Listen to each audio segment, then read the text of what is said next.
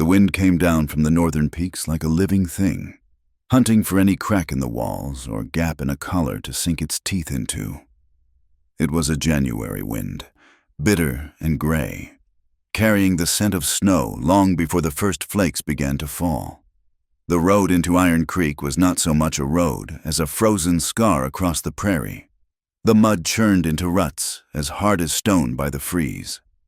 Ellen pulled her threadbare wool coat tighter around her throat, but the wind laughed at the effort, cutting right through the fabric to the bone. Her boots were thin, the leather cracked near the toes, and with every step, the frozen earth jarred her spine.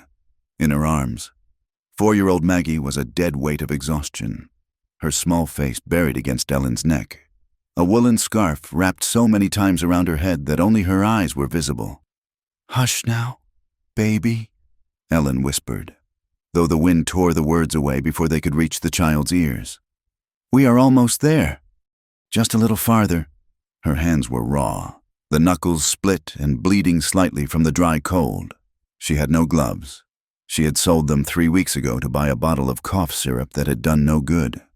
The cold was a physical weight, pressing down on her shoulders, trying to drive her into the snow-dusted grass alongside the road. If she stopped, she knew she would not start again. The town of Iron Creek sat huddled in the valley like a collection of wooden crates dropped by a careless giant. Smoke rose from chimneys in straight, gray pillars, promising warmth that Ellen knew she could not afford. The largest building on the main street was Cutter's General Store, its false front painted a peeling white, the windows glowing with the kerosene light of commerce. Ellen hesitated at the door, her heart hammered against her ribs, a frantic, bird-like rhythm that had nothing to do with the exertion of the walk and everything to do with the shame that sat in her gut like lead. She shifted Maggie to her other hip, wincing as her arm muscles protested, and pushed the door open. The bell above the door chimed, a cheerful, brassy sound that felt violently out of place. The warmth hit her first, a thick, suffocating wave smelling of roasted coffee beans, cured leather, sawdust, and the stale tobacco smoke of the men gathered around the pot-belly stove in the center of the room. For a moment, she felt dizzy with it.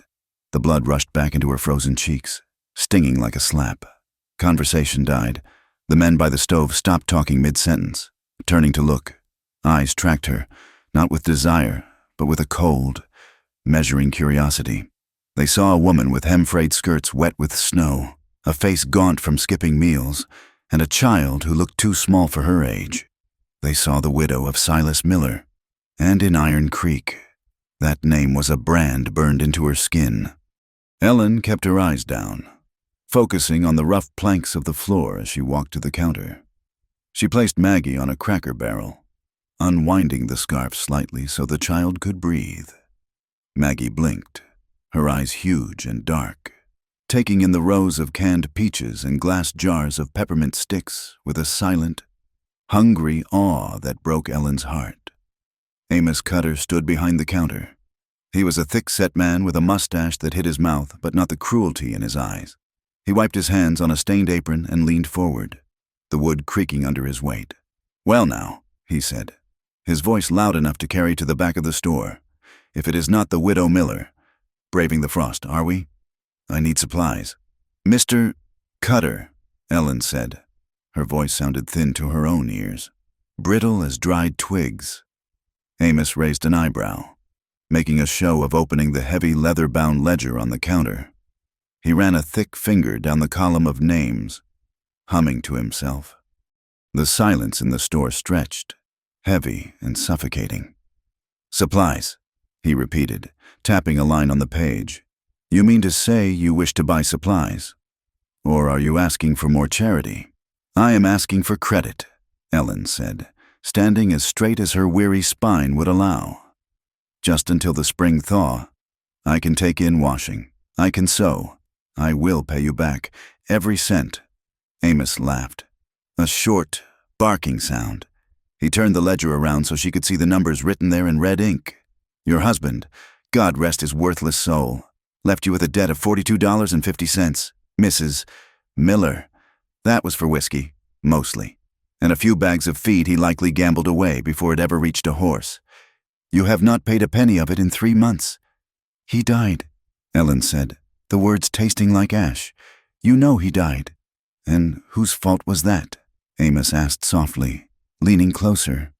The men by the stove shifted. The gossip had been vicious after Silas died in that mining camp brawl. They said he had been drunk because he hated going home. They said she had driven him to it with her sour moods and cold nature. His family, hard people from down south, had screamed at her at the graveside, calling her cursed. They said she brought death with her. Ellen felt the old terror rise. The memory of Silas's heavy footsteps on the cabin floorboards, the smell of cheap rye and sweat, the way the air would leave the room when he entered. He had been a monster long before he died, but death had made him a martyr in the town's eyes. And her, the villain. I need flour, Ellen said, ignoring his question because she could not bear to answer it, and beans, and a sack of coal. She reached into her pocket and withdrew a small, knotted handkerchief. Her fingers shook as she undid the knot and spilled the coins onto the counter. It was everything she had. 3 silver dimes, a nickel, and 4 pennies. 39 cents. Amos looked at the pitiful pile of currency and sneered. That will buy you the flour, he said, or the coal, not both, and certainly not the beans. Ellen looked at the coins, then at Maggie. The child was shivering.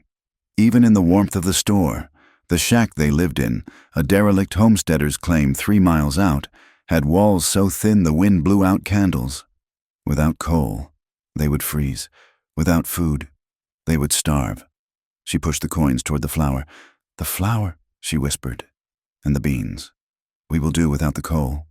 Amos weighed the flour, dusting his hands with white powder, and tossed a small bag of dried beans onto the counter. He took the coins, sweeping them into his drawer with a definitive clang. Is that all? He asked, looking past her to the next customer. Ellen did not move. The desperation clawing at her throat was a living thing now, choking her. She could not go back to that shack with nothing but flour and beans. The storm was coming. She could feel the pressure of it in her temples. Mr. Cutter, please, she said, her voice trembling despite her best efforts to hold it steady. The wood is wet. The stove is broken. If I do not have coal, my daughter will not survive the night if the temperature drops. I will work for it. I will scrub your floors. I will wash the windows. I will go out back and muck the stables if you have need of it. Just for a sack of coal, please. The store went silent again.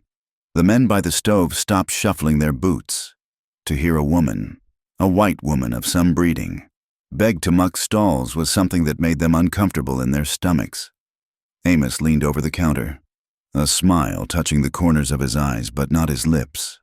He looked her up and down, his gaze lingering on the curve of her neck where the coat had fallen open. Scrubbing floors is hard work. Ellen, he said, using her Christian name with a familiarity that made her skin crawl. And my floors are clean enough, but a woman in your position, alone, young enough.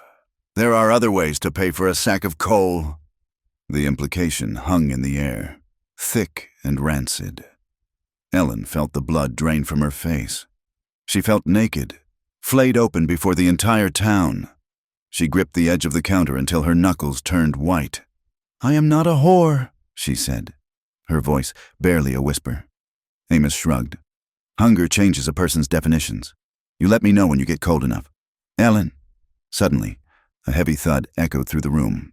A sack of grain had been dropped onto the counter next to Ellen, landing with enough force to make the display jars rattle. Ellen jumped, gasping, and turned. Standing beside her was a mountain of a man. She had not heard him approach, for a man of his size. He moved with the silence of a hunting cat. He wore a coat of heavy buffalo hide, the collar turned up, framing a face that looked like it had been carved from granite. His eyes were the color of slate, hard and unreadable, and a few days of dark stubble shadowed his jaw. It was Caleb Vance, the rancher who lived in the High Valley, the one who owned the land that bordered the deep timber. He was a widower, A man who came to town only for supplies and spoke to almost no one. The town gossip said he had killed men in the range wars 10 years ago, that he was as cold and unforgiving as the land he worked. He did not look at Ellen. He looked at Amos Cutter. "Put the coal on the counter," Caleb said. His voice was low, a deep rumble that seemed to vibrate in the floorboards. Amos blinked, his sneer faltering. "Now, Mr. Vance, this is a business transaction between—" "Put the coal on the counter," Caleb repeated. He did not shout. He did not have to. There was a violence in his stillness that terrified Ellen more than Silas's rage ever had. Amos swallowed hard, his face flushing a mottled red. He turned, grabbed a burlap sack of coal from the stack behind him, and thumped it down beside the flour. "And a side of bacon," Caleb said, "and a sack of coffee, the good kind, and a bag of peppermint sticks for the girl." He reached into his coat and pulled out a leather pouch. He tossed 2 gold coins onto the counter. They spun and settled, gleaming in the lamplight. "That should cover the lady's bill," Caleb said, "and the $42 for her husband's whiskey. Cross it off your book. Amos, now." Amos stared at the gold. His greed warred with his pride, but the gold won. He snatched up a pen and scratched a line through the ledger, doing it with angry, jerky movements. "It is paid," Amos muttered. Caleb looked at him then, and the temperature in the room seemed to drop 10 degrees. "If I ever hear you speak to her like that again," Caleb said, his voice terrifyingly calm, "if I ever hear you imply she is anything less than a lady, I will come back here and I will not be buying groceries. Do you understand me?" Amos nodded, unable to speak. Caleb turned to Ellen. For the first time, she saw his eyes up close. They were not cold, as she had thought. They were tired. There was a weariness in them that mirrored her own, a deep, ancient exhaustion. "You owe him nothing," Caleb said to her. Ellen felt tears prick her eyes, hot and humiliating. She hated crying. She had promised herself she would not cry in front of these people. "I cannot repay you," she stammered. "I have no money. I meant what I said. I can work, but—" Caleb shook his head. "Keep your pride, ma'am. I will feed you both. You do not need to scrub floors for bread." He picked up the sack of coal as if it weighed nothing, tucked the flour and bacon under one arm, and looked at Maggie. "Can you carry the girl?" he asked. Ellen nodded, scooping Maggie up. The child was staring at Caleb as if he were a giant from a storybook. "Come with me," Caleb said. He walked out, the bell chiming behind him. Ellen followed, her legs trembling. On the porch, 3 old men were huddled in their coats, chewing tobacco. 2 women from the church guild were standing nearby, clutching their shawls. They stopped talking as Caleb and Ellen emerged. Their eyes darted between the 2 of them, the large, silent rancher and the destitute widow. "Well, I never," one of the women whispered, loud enough to be heard, "taking up with him. And her husband barely cold in the ground a year. Trouble," one of the men muttered. "That man brings nothing but trouble. You watch. That widow is looking for a warm bed, and she does not care whose it is." Ellen flinched as if she had been struck. She stopped, turning toward Caleb to tell him she could not accept this, that she would not be the cause of his shame. "Mr. Vance," she said, her voice shaking. "Please, I cannot. You hear what they say. I will not have you dragged into my mire. Give me the flour, and I will walk home. I will pay you when I can." Caleb stopped by a sturdy wagon hitched to 2 black draft horses. He placed the supplies in the back and turned to face her. The wind whipped his dark hair across his forehead. "Look at the sky. Mrs. Miller," he said, pointing to the north. Ellen looked. The gray clouds had turned a bruised purple, heavy and low. The peaks were already gone, swallowed by a white veil that was moving down the valley floor. "That is not just snow," Caleb said. "That is a killing freeze. If you walk home, you will freeze before you get halfway. If you make it to your shack, and you have no wood, you will be dead by morning." He looked at Maggie, who was burying her face in Ellen's shoulder to hide from the wind. "Do what you want with your own life," he said softly, "but do not let your pride kill your daughter." The truth of his words struck Ellen like a physical blow. She looked at Maggie, She felt the small, fragile warmth of the child's body against her own.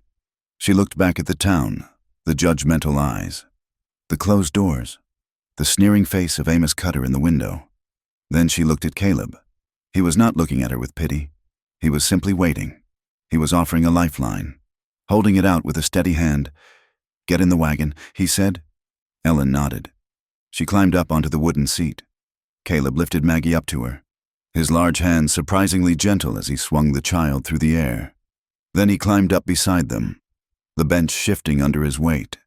He unwrapped a heavy wool blanket from the seat back and draped it over Ellen and Maggie, tucking the edges in around them.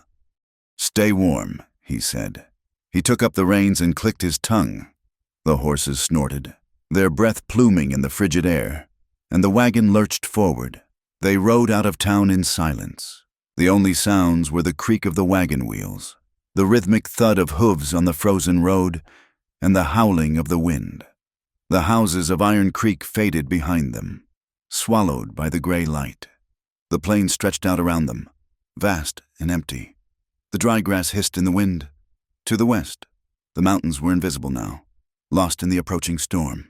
It felt as if they were the last three people on Earth, drifting on a small wooden raft in a sea of ice. Ellen sat stiffly, careful not to touch Caleb, though the bench was narrow. Yet, she could feel the heat radiating from him.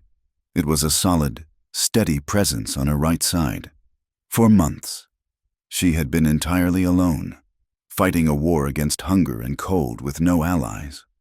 To have someone sitting beside her, someone who had stood between her and the world's cruelty, felt dangerous. It felt like a comfort she had not earned and could not trust. She glanced at him sideways. He stared straight ahead, his profile sharp against the darkening sky. He held the reins loosely, his hands confident. He did not ask her questions. He did not demand gratitude. He simply drove. "Why?" she asked, the word torn from her by the wind. "Why did you do it?" Caleb did not look at her. He kept his eyes on the road. "I have a boy," he said. "Ben, he's about 10. He paused, as if that explained everything. When he continued, his voice was lower. "I know what it is to be afraid of the winter, and I know what it is to be alone in it. Amos Cutter is a leech. He feeds on people who are drowning. I do not like leeches." He fell silent again. Ellen pulled the blanket tighter around Maggie.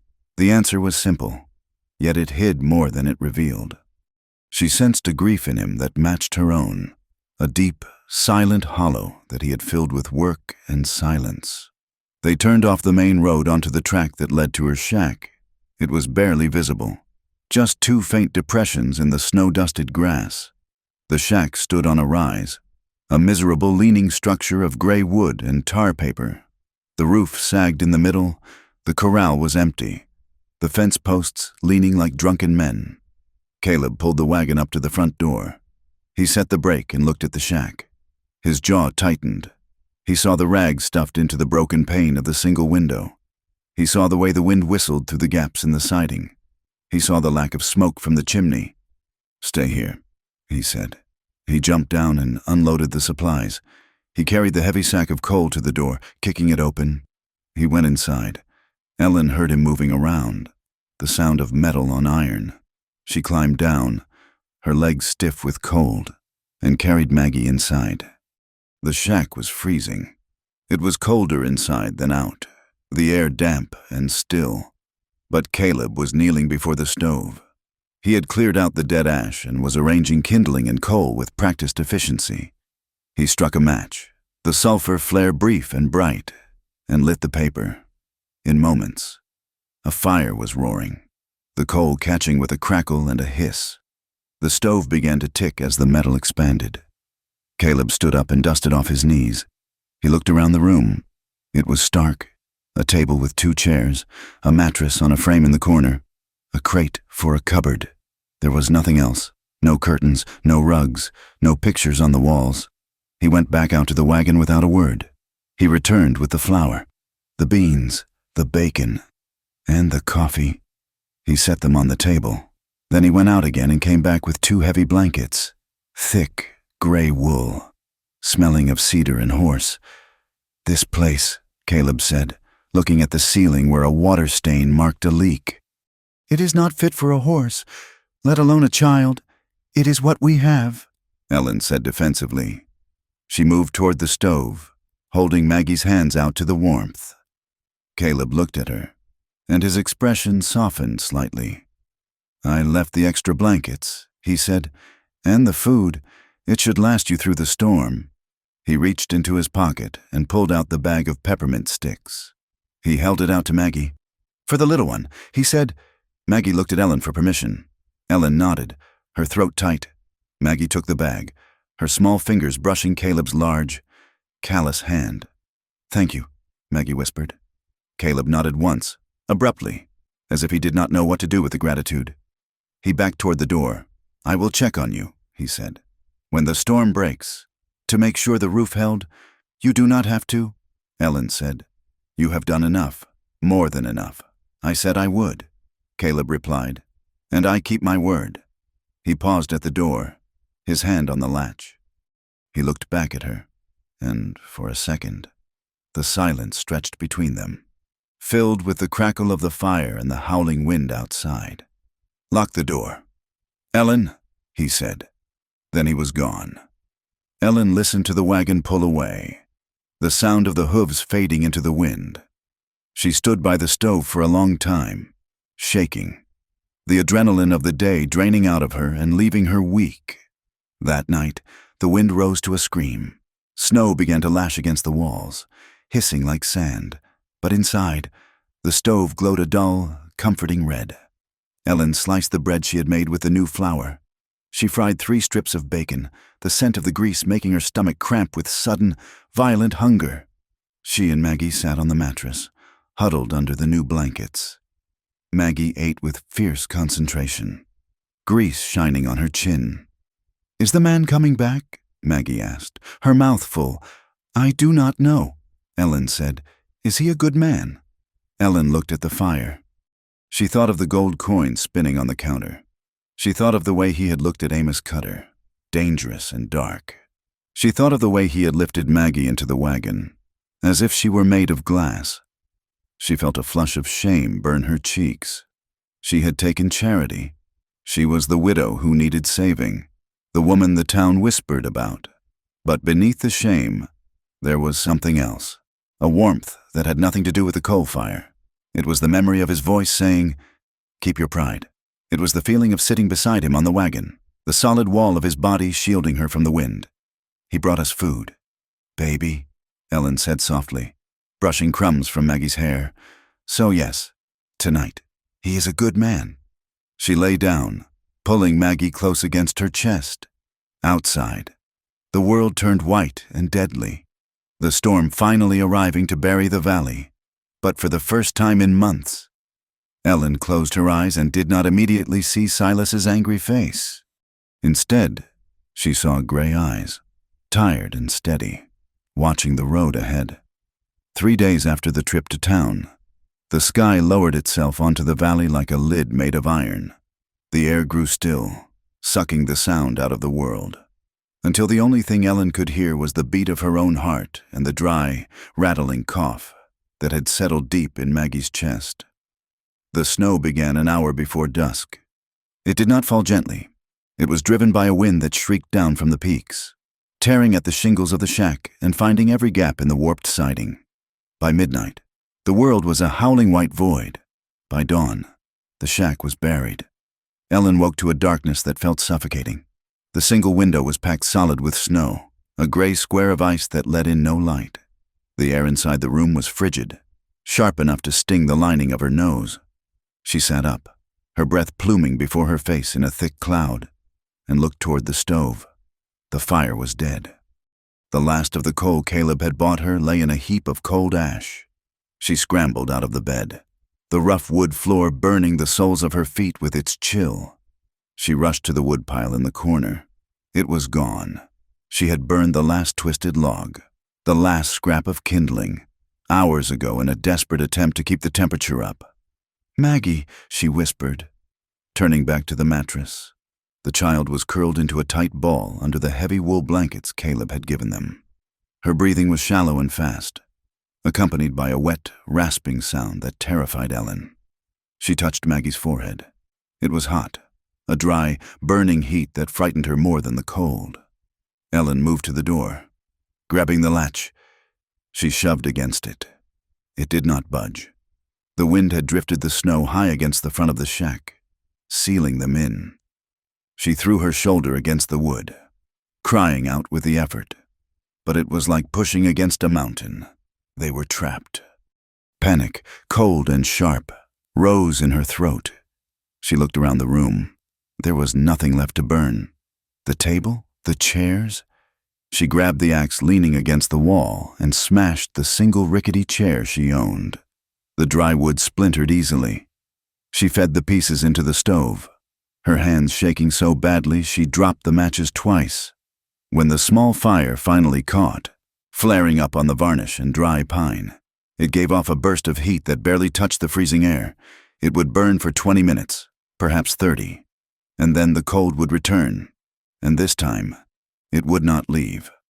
Ellen sank to the floor beside the mattress, pulling Maggie into her lap, wrapping both of them in every blanket they owned. She rocked the child back and forth, listening to the wind scream outside, and prayed to a God she had stopped believing in years ago. 5 miles away, the storm battered against the sturdy logs of the Box 5 ranch house, but the walls held firm. Inside, the main room was warm, smelling of pine pitch and coffee. Caleb Vance stood by the window, staring out at the whiteout. He could not see the barn, which was only 40 yards away. He could not see the fence line. He could only see the driving snow, moving horizontally past the glass. He held a mug of coffee in his hand, but he had forgotten to drink it. It had gone cold. His mind was not on his cattle, which were huddled in the draw behind the ridge where the wind could not reach them. His mind was on a shack 3 miles closer to town, a place with walls as thin as paper and a roof that groaned under the weight of a summer rain. He closed his eyes and saw Sarah. It had been a winter like this one, 6 years ago. The fever had come on fast, burning through her like a prairie fire. He had tried to ride for the doctor, but the drifts were chest high on the horses. He had been forced to turn back. He had sat by her bedside for 2 days, dipping rags in snowmelt to cool her skin, holding her hand as her breathing grew softer and softer, until it simply stopped. The silence of the house after she died had been louder than the storm. Caleb opened his eyes. The memory was a physical pain, a dull ache in the center of his chest that never fully went away. He turned from the window. Ben was sitting at the heavy oak table, whittling a piece of cedar with a small knife Caleb had given him for his 10th birthday.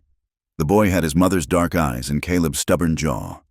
He looked up as Caleb set the mug down with a sharp click. "Build up the fire. Ben," Caleb said.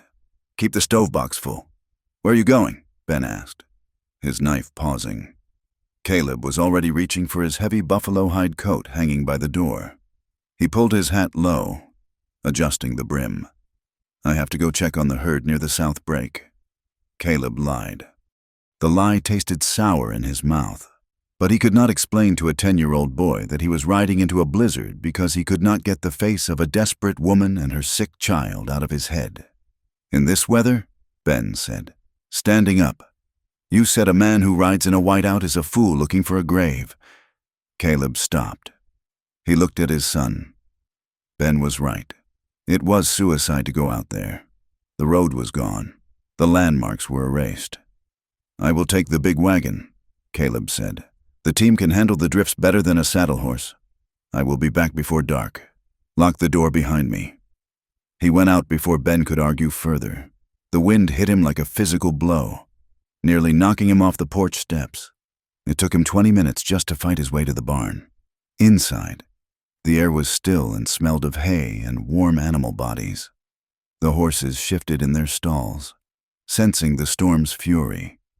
Caleb harnessed the team of heavy draft horses, 2 massive bays named Thunder and Iron. They stomped and tossed their heads, unhappy about being pulled from their warm stalls. But they obeyed him.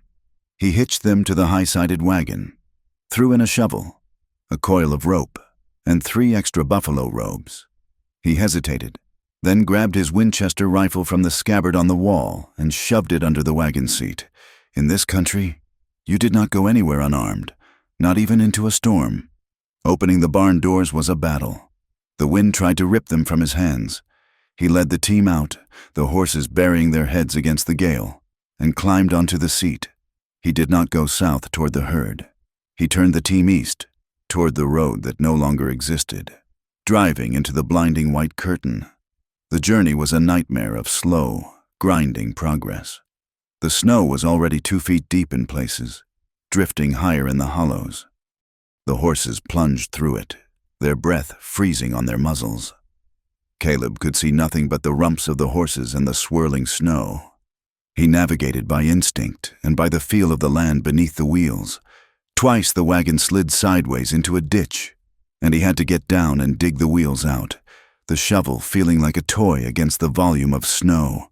His hands, even inside heavy gloves, grew numb, his beard crusted with ice. It took him 2 hours to cover the 3 miles. When the dark shape of the shack finally loomed out of the whiteness, Caleb's heart hammered against his ribs. It looked like a ruin. The snow had drifted almost to the roofline on the north side. The chimney was barely visible, and, worst of all, there was no smoke. He pulled the team up, leaping down before the wagon had fully stopped. He waded through the waist-deep drift to the front door. He pounded on it with his fist. "Ellen!" he shouted. The wind tore the name away. "Ellen!" There was no answer. He tried the latch, locked or frozen. He did not waste time. He stepped back and kicked the door right next to the lock. The wood, brittle with cold, splintered with a loud crack. He kicked again, and the door flew inward, banging against the wall. Caleb ducked inside. The room was dim, lit only by the gray light spilling in from the open door. It was freezing, literally freezing. He could see his own breath. Ellen was huddled in the corner on the floor, a pile of blankets wrapped around her. She looked up, her eyes dull and unfocused, her face pale as milk. She was clutching Maggie so tightly her knuckles were white. "Caleb?" she whispered. Her voice was a ghost of a sound. He crossed the room in 2 strides. He stripped off his gloves and touched her cheek. It was like touching marble. He touched Maggie. The child was burning up, her skin dry and hot. "Get up," Caleb said roughly. He did not mean to sound harsh, but fear made his voice sharp. "You have to get up. I cannot," Ellen mumbled. The fire went out. "I burned the chair." Caleb did not listen. He grabbed the edges of the blankets and hauled Ellen to her feet. She stumbled, her legs numb, and would have fallen if he had not caught her. He held her upright with one arm, feeling how thin she was under the layers of wool. "We are leaving," he said. "No," Ellen said, a spark of panic cutting through her lethargy. "We cannot. The storm. People will talk. I cannot go to your house. Caleb, they will say—" Caleb stared at her.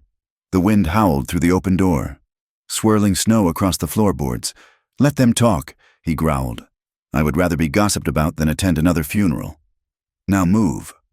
He did not wait for her agreement. He scooped Maggie up from the pile of blankets. The child whimpered but did not wake.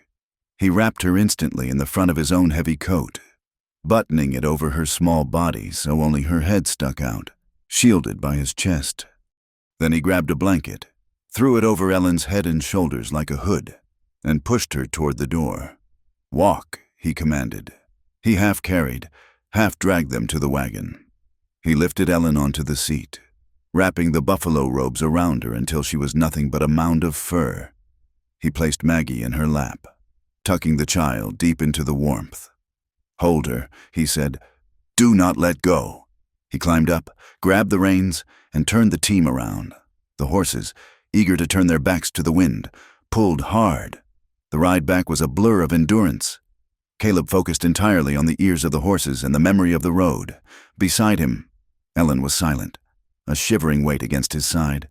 He drove with a ferocity he had not felt in years, a defiance against the winter that tried to take everything he touched. When the ranch house finally appeared, a dark square of safety in the white chaos, Caleb let out a breath he felt he had been holding for hours. He drove the wagon right up to the porch steps. Ben opened the door before Caleb could shout. The boy stood in the doorway, eyes wide as he saw his father lifting a woman and a child from the wagon. "Open the door wide. Ben!" Caleb shouted over the wind. He carried them inside, the sudden warmth of the cabin hitting them like a physical wall. He set Ellen down on the bench by the stove and laid Maggie on his own bed in the corner. Ben stood back, his back pressed against the wall, staring. He looked at the snow melting on the floorboards, at the strange woman shivering by the fire, at the child coughing on his father's bed. "Who are they?" Ben asked, his voice tight. "This is Mrs. Miller and her daughter," Caleb said, stripping off his heavy coat. "Their roof was caving in. They are staying until the storm passes." Ben's face closed up. He looked from Ellen to the bed that had been his mother's, the bed Caleb had slept in alone for 6 years. "She is sleeping in your bed?" Ben asked. Caleb paused. He saw the defensive set of his son's shoulders. "She is," Caleb said quietly, "and I will sleep on a pallet by the fire. It is only for a few days." Ben. Ellen unwrapped the blanket from her head. Her hair was matted with melted snow, her face streaked with soot from the stove. She looked at Ben, seeing the hostility in his dark eyes. "I am sorry to intrude," she said, her voice raspy. "We will not be a burden, I promise." Ben did not answer. He turned and walked into the small side room where he slept, pulling the curtains shut with a sharp swish. Caleb sighed, running a hand through his damp hair. He turned to Ellen. "Ignore him. He is protective. He is afraid," Ellen said softly. "I know what that looks like." Caleb looked at her, and for a moment, the distance between them collapsed. They were two people standing in a warm room while death howled outside, bound together by the simple fact of survival. "Get warm," Caleb said, his voice rough. "I have to go see to the horses." By evening, the cabin had settled into a tense, fragile rhythm. The storm still raged outside, shaking the walls, but inside, the fire cracked steadily in the stove. Ellen recovered enough to stand, insisted on cooking. It was a way to pay for her space, a way to be useful. Caleb tried to wave her away, but she was stubborn. She found potatoes in the root cellar and a jar of venison stew meat. The cabin was small. There was no way to move without being close. As Ellen sliced potatoes at the table, Caleb moved past her to get the coffee pot, and his arm brushed against her shoulder. Both of them froze. The contact was electric, a sudden jolt of awareness that made Ellen's breath hitch. Caleb pulled back quickly, murmuring an apology, but the heat of his arm lingered on her skin. She kept her eyes on the potatoes, but her hands were trembling. Maggie had woken up, groggy but warmer. She sat on the edge of the big bed, swinging her legs. Ben had emerged from his room, drawn by the smell of food, though he stayed on the far side of the table. "Is that your knife?" Maggie asked, pointing to the whittling project Ben had left on the table. Ben looked at her. It is sharp," Maggie observed. "It has to be," Ben said, his chest puffing out slightly. "To cut the cedar. I am making a horse." Maggie tilted her head. "It looks like a dog." Ben scowled. "It is a horse. The ears are not done yet." Ellen bit her lip to hide a smile. She risked a glance at Caleb. He was watching the children, a look of profound sadness and longing on his face that made her heart ache. He caught her looking, and for a second, he did not look away. His gaze was intense, stripping away the social niceties, seeing the woman beneath the widow's weeds. Then the kettle whistled, and the moment shattered. They ate at the small table, elbows nearly touching. It was the first time Ellen had sat at a table with a man who did not yell or drink since she was a girl. Caleb ate quietly, praising the stew with a nod. He broke off a piece of bread and gave it to Maggie, his large hands gentle. Ben watched this, his eyes narrowing, but he ate the stew Ellen had made without complaint. After dinner, the awkwardness of the sleeping arrangements filled the room. The cabin had only one main room and Ben's small alcove. Caleb's bed, a large, sturdy frame with a feather mattress, took up the corner. "You take the bed," Caleb said, tossing a heavy quilt onto the floor near the stove. Maggie can sleep with you. I cannot take your bed, Ellen protested. The floor's fine. Caleb dropped a pillow onto the quilt. You are taking the bed. Ellen, I have slept on harder ground than this floor. He strung a length of rope across the room, hanging a spare blanket over it to create a makeshift partition between the bed and the rest of the room. It offered a semblance of privacy, but it was thin. Ellen lay in the dark, Maggie asleep beside her. The bed smelled of him, of pine, tobacco, and clean sweat. It was a masculine scent, terrifyingly familiar yet completely different from Silas. Silas had smelled of stale whiskey and cruelty. This smell was safe. She could hear Caleb moving on the other side of the blanket, the rustle of straw, the thud of a boot hitting the floor. She held her breath, acutely aware that he was only 10 feet away, lying in the dark. Later that night, Ellen woke. The fire had burned down to embers, casting a deep red glow across the room. She heard a sound, a soft, stifled coughing. She sat up, peering around the edge of the hanging blanket. Caleb was standing by the stove. He had stripped off his shirt to dry it. It must have gotten wet when he went out to check the stock earlier. The firelight played across his back and torso. Ellen drew in a sharp breath. His body was a map of violence. A long, jagged scar ran down his left shoulder blade, but it was the marks on his ribs that made her stomach turn over. 2 puckered, circular scars, white against the tan skin. Bullet holes, old ones, but deep. He looked like a man who had been broken and put back together with iron wire. He was muscular, broad and hard, but the scars made him look vulnerable in a way she had not expected. She found herself staring, a mix of curiosity and a sudden, hot flush of desire that shocked her. She wanted to reach out and touch the white puckered skin, to feel the history written there. Guilt washed over her instantly. She was a widow. Her husband was barely cold. She had no right to look at this man, this stranger who had saved her, with anything other than gratitude. Caleb turned suddenly, sensing eyes on him. He saw her. He saw her peeking around the blanket, her hair loose around her shoulders, her eyes wide and dark in the firelight. For a long moment, neither of them moved. The air in the cabin grew thick, heavy with the storm outside and the silence inside. Ellen felt her heart hammering against her ribs. She saw Caleb's gaze drop to her mouth, then snap back up to her eyes. His jaw tightened, a muscle jumping in his cheek. He did not speak. He did not smile. He simply pulled his shirt closed, his fingers fumbling slightly with the buttons. He nodded to her, a stiff, formal motion, and turned his back, lying down on the pallet and pulling the quilt up to his chin. Ellen let the blanket fall back into place. She lay down, her skin burning, her breath coming in short, shallow gasps. She squeezed her eyes shut, but the image of his scarred back and the intensity of his gaze burned behind her eyelids. The next day, the storm did not break. The wind continued to howl, trapping them in the small cabin. Cabin fever set in by noon. The space was too small for 2 adults and 2 children who barely knew each other. Ellen washed the breakfast dishes, her movements sharp and efficient. Caleb sat by the fire, mending a leather bridle, the awl punching through the tough hide with rhythmic thuds. The tension from the night before had not dissipated, it had hardened.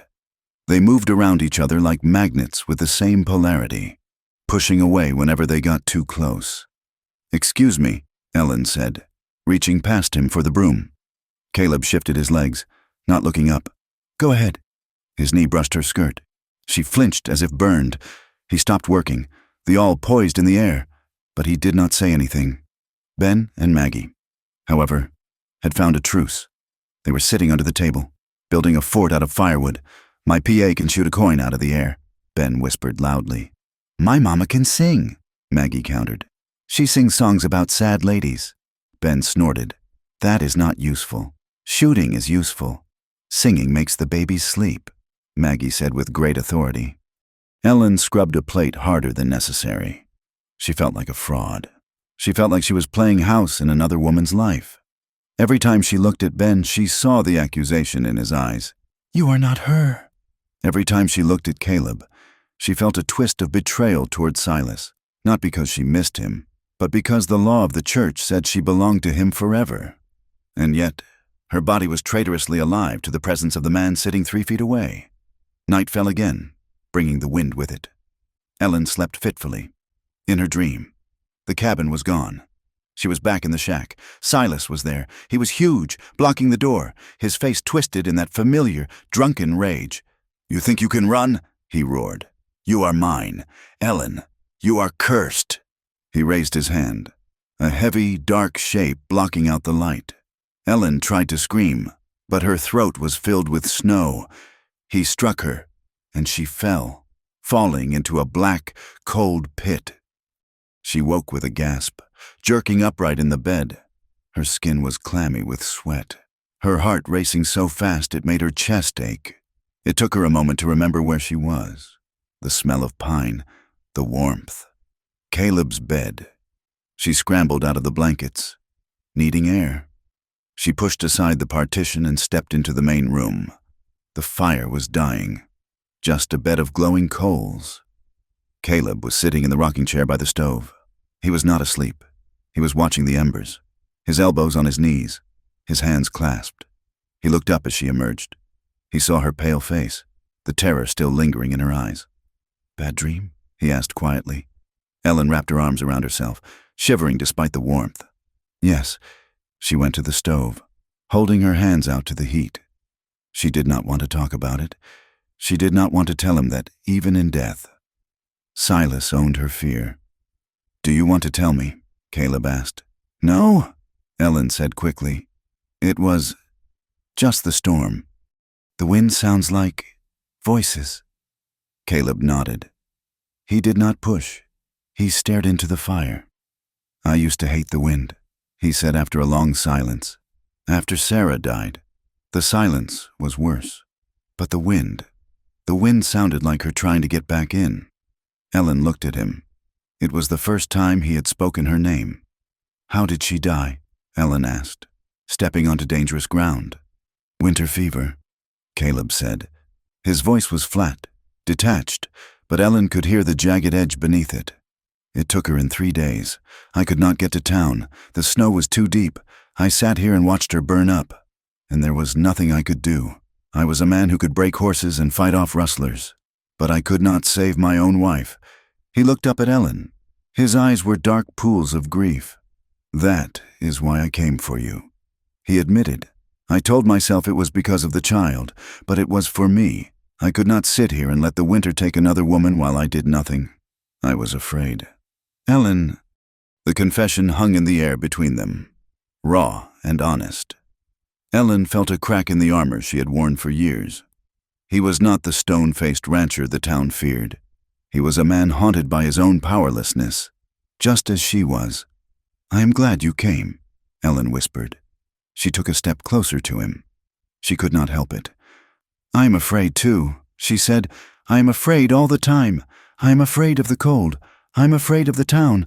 I am afraid of—" She stopped. She almost said, "I am afraid of you." But that was not true. "I am afraid of how safe I feel with you." Caleb stood up. He was close now, looming over her, but not in a way that menaced. He blocked the dark corners of the room. He radiated heat. "You do not have to be afraid here," he said. "Not tonight." He reached out, his hand hovering for a second before he touched her shoulder. His grip was warm and heavy. It was a grounding touch, an anchor in the storm. Ellen looked up at him. The distance between their faces was nothing. She could see the flecks of gold in his gray eyes. She could feel his breath. The desire she had felt earlier returned, stronger now, mixed with a profound tenderness. For a heartbeat, she thought he would kiss her. She wanted him to, God help her. She wanted him to kiss her and burn away the memory of Silas's cold hands, but Caleb pulled his hand away. He stepped back, the muscle in his jaw jumping again. "Go back to bed, Ellen," he said, his voice straining. "The storm will break by morning." He turned back to the fire, putting the rocking chair between them. Ellen stood there for a moment, feeling the loss of his touch like a physical ache. Then she nodded. "Good night, Caleb," she whispered. "Good night," he said, without turning around. She retreated behind the blanket, crawling back into his bed. But as she lay there, listening to the wind die down, she knew that the storm inside the cabin was only just beginning. The sun that broke over the valley 3 days later was a deception. A bright, blinding coin in a sky of hard, polished blue. It offered light but no heat. The world lay locked under a crust of snow so thick and hard that a man could walk atop the drifts without sinking, provided he stepped with care. Caleb harnessed the team in the silence of the early morning, his breath steaming in the frigid air. The storm had passed, but it had left the land changed, sculpted into new, white shapes that hid the familiar contours of the earth. When Ellen came out of the cabin, wrapped in her threadbare coat and a scarf he had lent her, she looked at the horizon with the wary eyes of a soldier surveying a battlefield. "We will go see," Caleb said, checking the cinch on the near horse. Ellen nodded. She did not speak. She helped Maggie up onto the wagon seat, her movements stiff. The unspoken fear sat between them like a third passenger, the fear that there was nothing to go back to. The ride to the shack was slow. The horses broke through the crust with every step, the sound like breaking glass echoing in the stillness. When they finally crested the rise that overlooked Ellen's claim, Caleb pulled on the reins, bringing the wagon to a halt. Ellen made a sound, a small, strangled gasp that was worse than a scream. The shack was ruined. The heavy, wet snow, driven by the gale-force winds, had drifted high against the north wall. The weight had been too much for the rotted timber of the roof. The center had collapsed inward, imploding the structure. The chimney stood like a broken finger pointing at the sky, but the rest was a wreckage of splintered wood and torn tar paper. "Stay here," Caleb said, his voice low. "I have to see," Ellen whispered. She climbed down, ignoring his hand. She walked over the frozen drifts, her boots crunching. She reached the door, which hung off one hinge, and looked inside. It was a tomb of ice. Snow filled the room, burying the stove, the table, the memories of the hard years she had spent trying to make this place a home. Her few possessions, a tin of flour, a box of books, her sewing basket, were gone, crushed or buried. Caleb came up behind her. He did not touch her, but his presence was a wall against the wind. "It is done, Ellen," he said gently. The main beam snapped. "You cannot live here. Not now. Not ever. Likely." Ellen stared at the ruin. She felt a strange, hollowing sensation in her chest. Shame. It was a hot, corrosive liquid filling her gut. She was destitute. She was a widow with a child and not even a roof to cover her head. She was a beggar. She turned to face him. Her face was pale, but her chin was high. The pride that Caleb had admired in the general store was there, brittle but unbroken. "I cannot take more charity." "Caleb," she said, "I will not." Caleb looked at her. He saw the desperation in her eyes, but also the steel. He knew that if he offered her money, or pity, she would walk back to town and freeze to death before she accepted it. "You have nowhere to go," he stated flatly. "I can work," she said. Her voice gained strength. "I saw the state of your cabin. You have no one to cook, no one to mend clothes.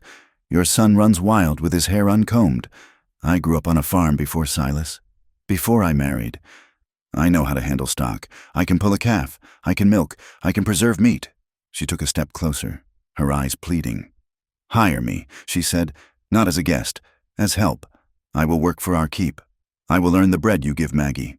Please, do not make me a beggar." Caleb looked at the collapsed shack, then back at Ellen. He thought of the town. He thought of the whispers that were already starting, the way the men at the feed store looked at him.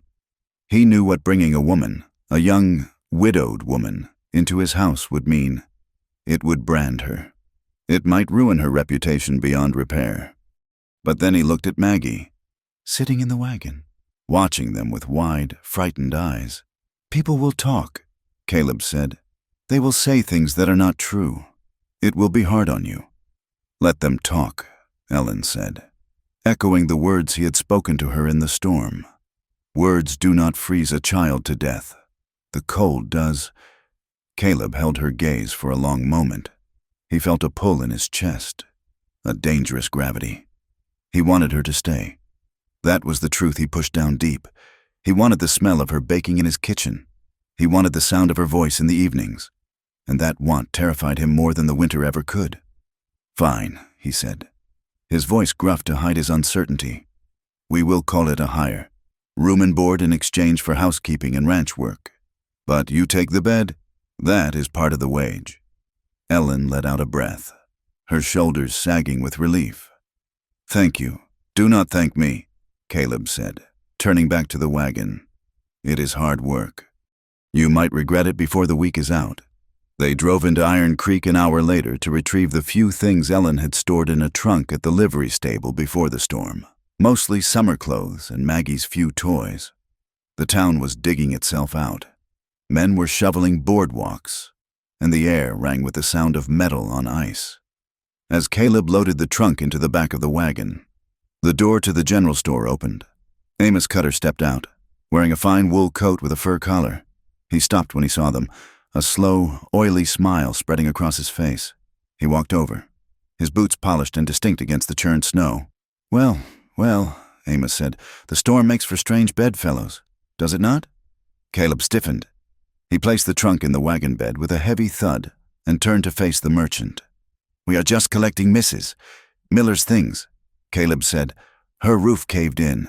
"A tragedy," Amos said, though his eyes danced with malice. He looked past Caleb to where Ellen sat on the wagon seat. "Truly a tragedy. But it seems you have found a warm landing. Mrs. Miller." Ellen looked straight ahead, refusing to meet his eyes. "I am working for Mr. Vance," she said clearly, "to pay my way." "Working," Amos repeated, chuckling. "Is that what we are calling it now? Well, industry is a virtue. Speaking of industry, I trust you have not forgotten our little conversation about your late husband's accounts." He stepped closer to the wagon wheel, resting a gloved hand on the rim. "Caleb paid the whiskey debt," Ellen said, her voice trembling slightly. "The whiskey debt?" "Yes," Amos said. "But there is the matter of the interest, Ellen, and the incidentals. Silas was a man of many appetites. I hold the paper on all of it." He lowered his voice, but it carried in the crisp air. "I intend to collect, Ellen, one way or another. If you find the ranch too lonely—" "You know where to find me." "We can work out a private arrangement to clear your name. Otherwise, people might start to wonder just how you are paying for your room and board out there." Caleb moved. He did not strike Amos, though every muscle in his body coiled to do so. He simply stepped between Amos and the wagon, his broad shoulders blocking the merchant's view of Ellen. "You are standing too close to my wagon." "Amos," Caleb said. His voice was like grinding stones. Amos stepped back, holding up his hands in mock surrender.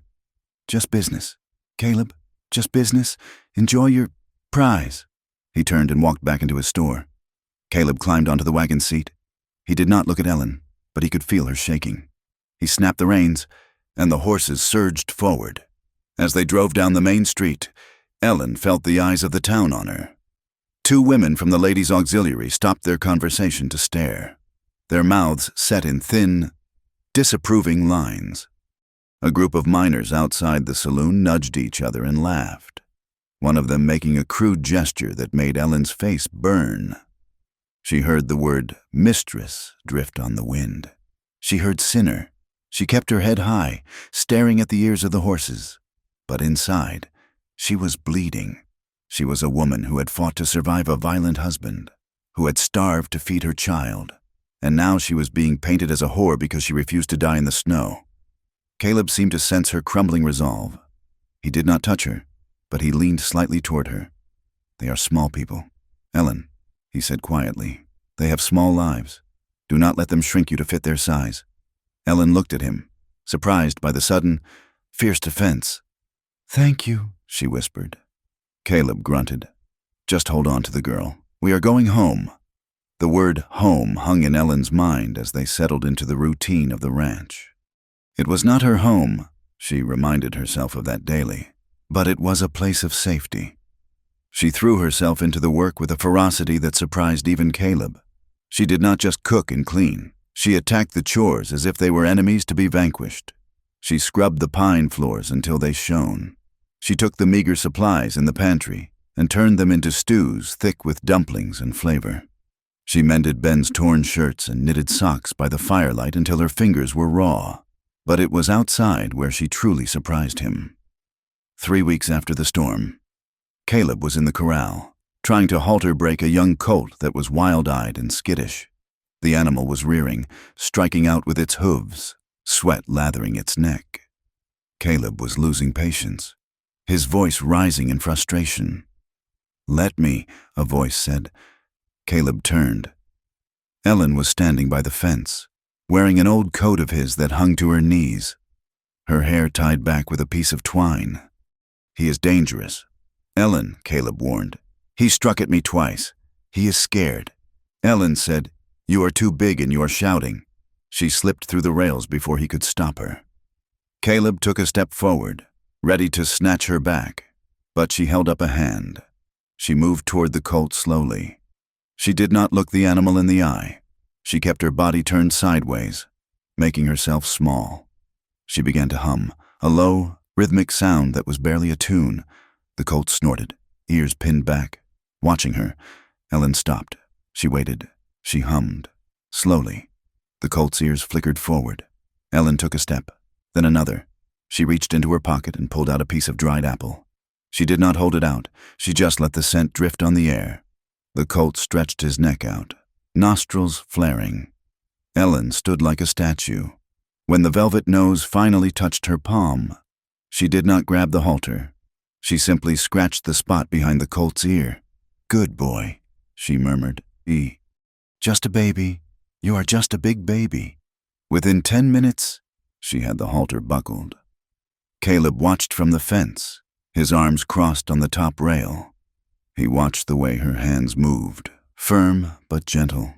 He watched the way the sunlight caught the stray wisps of hair escaping her scarf. He felt a tightness in his chest that had nothing to do with the cold. It was admiration. Certainly, she was capable. She was strong, but it was more than that. It was the way she looked at the world, not with the hardness that life had tried to beat into her, but with a stubborn, enduring grace. She turned to him, leading the colt, a triumphant smile lighting up her face. It was the first time he had seen her truly smile. It transformed her. It made her beautiful in a way that knocked the breath out of him. "You have a touch," Caleb said, his voice rougher than he intended. "I told you," Ellen said, patting the colt's neck. "I earn my keep." The days turned into weeks. The snow began to recede, leaving patches of brown earth exposed. The intimacy of the small cabin was a constant, low-level torture for both of them. They were living as husband and wife in every way but one. They shared meals, they raised children, they sat by the fire in the evenings. The tension came to a head on a Tuesday evening. Caleb was in the barn, stacking hay bales that he had brought down from the loft. The air was thick with dust and the sweet scent of dried clover. The lantern hung from a hook, casting long, dancing shadows against the walls. Ellen came in to collect eggs. She set her basket down and saw him struggling to shift a particularly heavy bale on the top of the stack. "Need a hand?" she asked. "I have got it." Caleb grunted, straining, but the bale was unbalanced. As he pushed, it shifted, and his boot slipped on a patch of loose straw. He stumbled backward, flailing for purchase. Ellen moved without thinking. She lunged forward, catching his arm to steady him. Caleb's weight was too much for her, and they both went down, landing in a pile of loose hay. Caleb twisted in the air to ensure he took the brunt of the fall, landing on his back with a heavy thud. Ellen landing on top of him. For a second, the world was spinning, then it stopped. Ellen lay sprawled across his chest. Her hands were pressed against his shoulders. Her face was inches from his. She could feel the hard slab of his muscles under his flannel shirt. She could feel the rapid hammering of his heart, or maybe it was her own. Caleb looked up at her. His eyes were dark, the pupils blown wide. His breath hitched.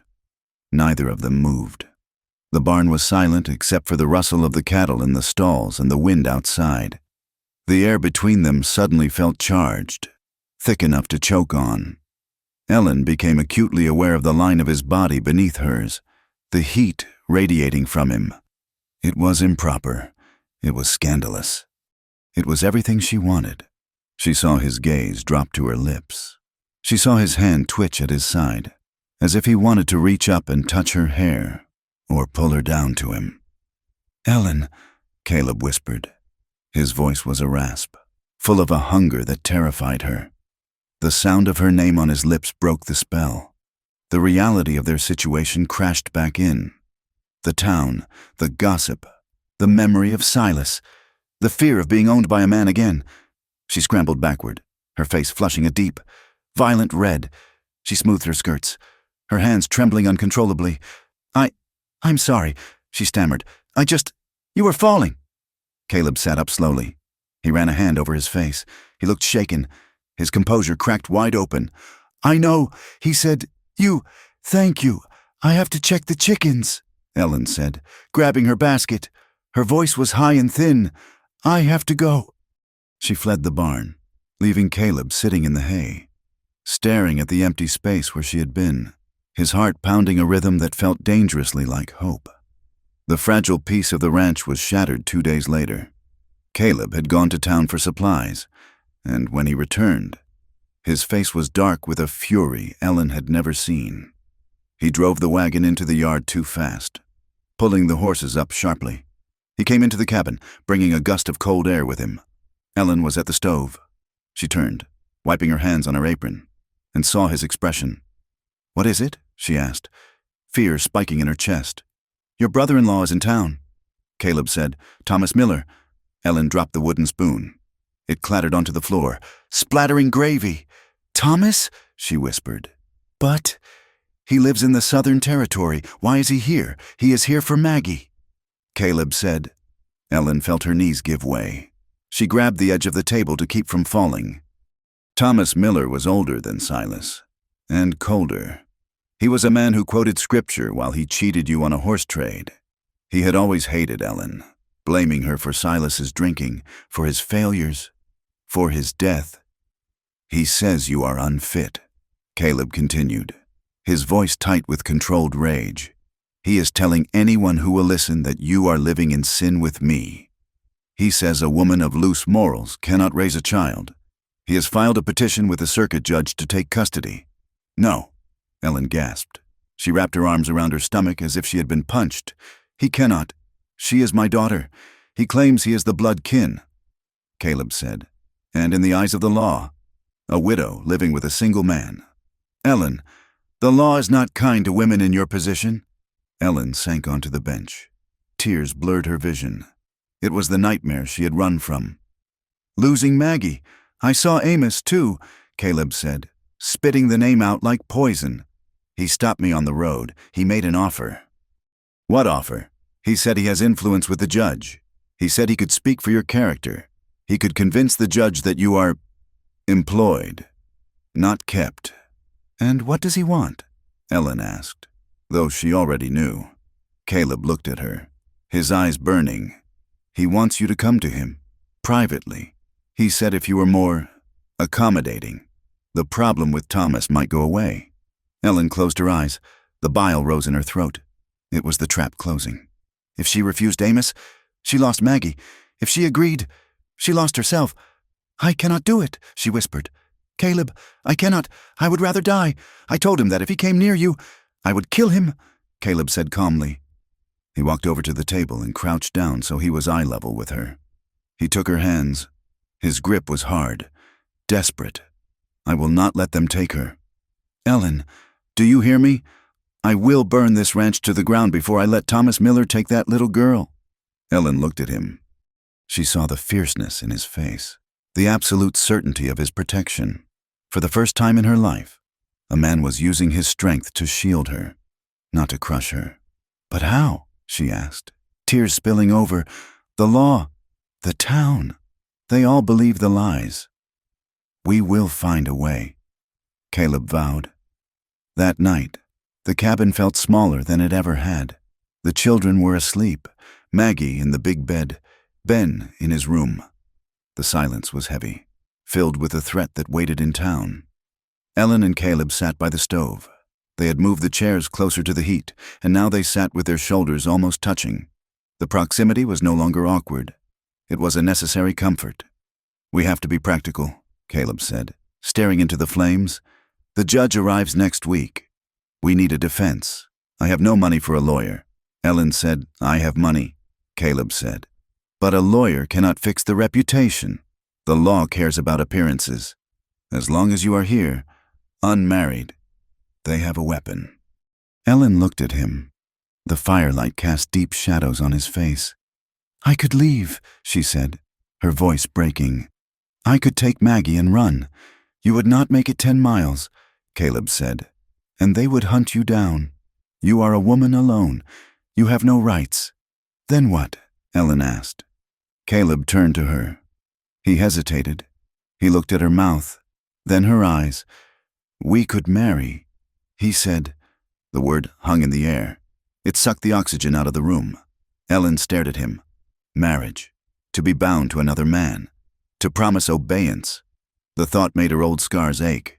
But then she looked at Caleb, at the scar on his temple, at his large, gentle hands, at the way he looked at her with a mixture of respect and terrified longing.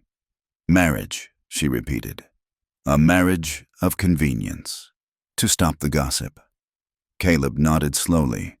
"To protect Maggie. To give you a legal standing. Thomas cannot touch you if you are my wife. I would be her legal guardian too." He paused.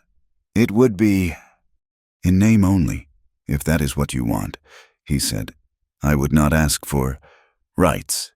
You would be safe here." Ellen looked down at her hands. In name only. The thought should have been a relief, but strangely, it felt like a disappointment. She remembered the barn. She remembered the weight of his body on hers. She looked back at him. The air between them began to vibrate. The heat from the stove was nothing compared to the heat rising in her blood. "And if that is not what I want," she whispered. The words were out before she could stop them. Caleb went still. He searched her face, looking for a sign that she was mocking him, or that she was speaking out of gratitude. He found neither. He found a woman who was tired of being afraid and ready to want something for herself. "Ellen," he warned, his voice low and dangerous, "do not say that unless you mean it. I am not a man who can turn this off easily. I am tired of running." "Caleb," she said, "and I am tired of sleeping alone in a cold bed." She reached out and touched his hand. His fingers closed around hers instantly, tight and possessing. They sat there, hand in hand, the fire crackling, the unspoken desire stretching between them like a taut wire. Marriage was the solution, the shield against the world. But looking into his eyes, Ellen knew it would not be a shield of ice. It would be a fire, and she was terrified she would burn. "We will go to the sheriff tomorrow," Caleb said, his thumb stroking the back of her hand. "We will see what the law says. But know this, Ellen, if you marry me, you are not just getting a protector. You are getting me, all of me. The scars and the bad days and the dirt. I know," she said softly. Caleb leaned in. For a second, she thought he would finally bridge the gap. But he stopped, inches away, exercising a restraint that must have cost him everything. "Go to bed," he rasped. "Before I forget that I am a gentleman." Ellen stood up, her legs shaking.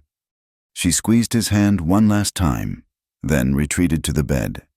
She lay awake for hours, listening to the wind, wondering if she was walking into a trap or a sanctuary, and realizing that with Caleb, it might just be both.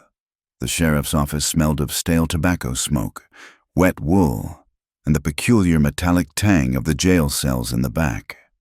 Caleb stood before Sheriff Miller's desk, his hat in his hands, though his knuckles were white where he gripped the brim. Sheriff Miller, no relation to Ellen's dead husband, a fact for which Caleb was profoundly grateful, was a man made of leather and patience.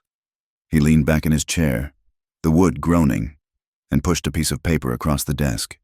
"It is a formal petition." "Caleb," the sheriff said, Filed this morning. Thomas Miller claims Ellen is unfit. He cites moral turpitude. Moral turpitude. Caleb repeated, the words tasting like ash. She is working for her keep. She is feeding her child. The law does not see it that way. The sheriff said, he tapped the paper. He claims she is a woman supported by male patrons, plural. He is implying she is selling herself and living under your roof, unmarried. Well, it paints a picture the judge will not like. Caleb felt a surge of rage, so hot it nearly blinded him. He thought of Ellen in his kitchen, her hands red from scrubbing, her voice soft as she sang to the children. He thought of the way she had tamed the colt with nothing but patience. To reduce her to this, to a label, a sin, was a violence all its own. Amos Cutter is behind this, Caleb said. He wants my land. He thinks if he breaks her, he can get to me. Likely, the sheriff agreed. But proving it and stopping this petition are two different things. The circuit judge is a hard man. He follows the book, and the book says a child belongs with blood kin unless the mother can prove a stable, moral home. He looked Caleb in the eye, his expression grim. You want to help her? There is only one way to shut Thomas Miller up. Make her an honest woman in the eyes of the court. Marry her, Caleb, or she loses the girl. Caleb rode back to the ranch in a black mood. The sky was a flat, indifferent gray, mirroring the turmoil in his gut. He had known it might come to this. He had even suggested it to Ellen the night before, but hearing it from the sheriff, stripped of all emotion and reduced to a legal maneuver, made it feel cold. It felt like a trap. He arrived at the ranch as the sun was setting, casting long, bruised shadows across the snow. He found Ellen in the cabin, mending one of Ben's shirts by the light of the oil lamp. She looked up as he entered, and the hope in her eyes hit him like a physical blow.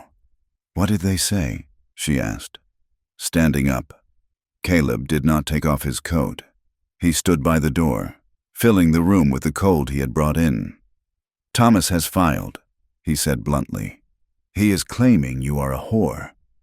Ellen. Ellen flinched, her hand flying to her mouth. And the sheriff says he will win, Caleb continued, his voice devoid of inflection because if he let any feeling in, he would break something, unless your situation changes. Ellen stared at him. What are you saying?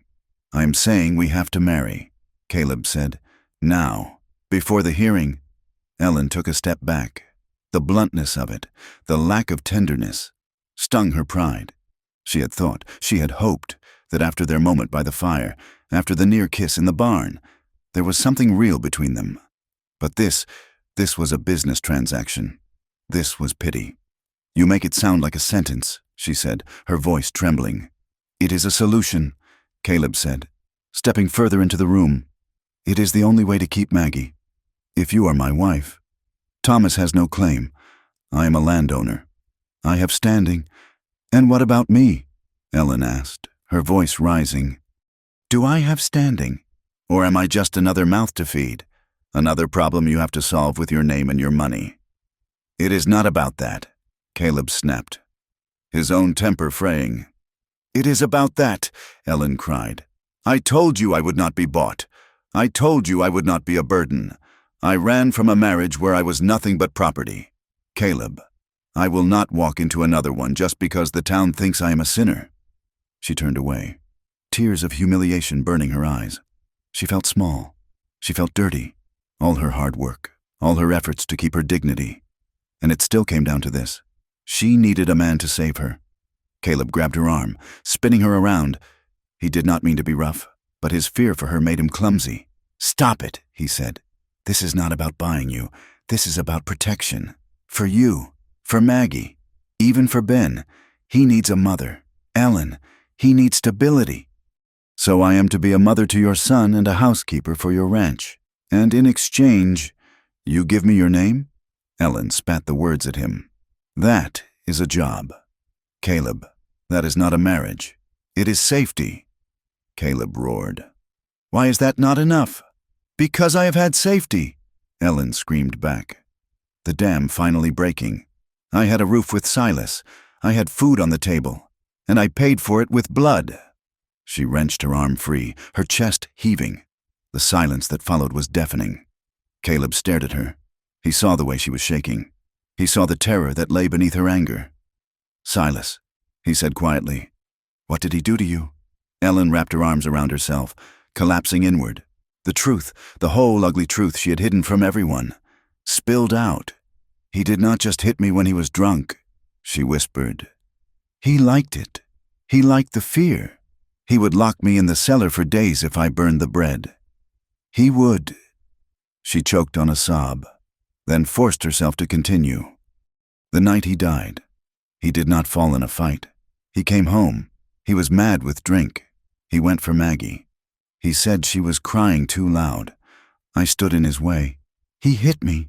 He hit me so hard I saw stars. But I pushed him. Caleb." He stumbled back. "The porch railing, it was rotten. He went over." She looked up at him, her eyes wide and haunted. "He broke his neck, and I stood there and watched the light go out of his eyes. And I was glad he was dead. That is why his family hates me. They know I'm a murderer in my heart, even if the law called it an accident." Caleb stood frozen. He had suspected abuse. He had seen the way she flinched at sudden movements. But this, the image of her, smaller and younger, fighting a drunkard to protect her child, pushing him to his death, it broke him. His anger at her stubbornness evaporated. In its place came a black, murderous rage toward a dead man and a society that would condemn a woman for surviving. He crossed the distance between them in 2 strides. He did not grab her. He reached out slowly, his hands trembling, and cupped her face. His thumbs brushed the tears from her cheeks. "You are not a murderer," he said fiercely. "You are a warrior. You did what you had to do." Ellen looked up at him, stunned by the gentleness in his touch. She had expected revulsion. She had expected judgment. Instead, she found a reverence that took her breath away. "Caleb," she whispered. "I would have done the same," he said, his voice rough with emotion. "I would have thrown him off that porch myself." He leaned his forehead against hers. They stood there, breathing the same air, the heat of their bodies radiating in the cold room. Ellen felt the calluses on his palms against her skin. She felt the solid, unshakable strength of him.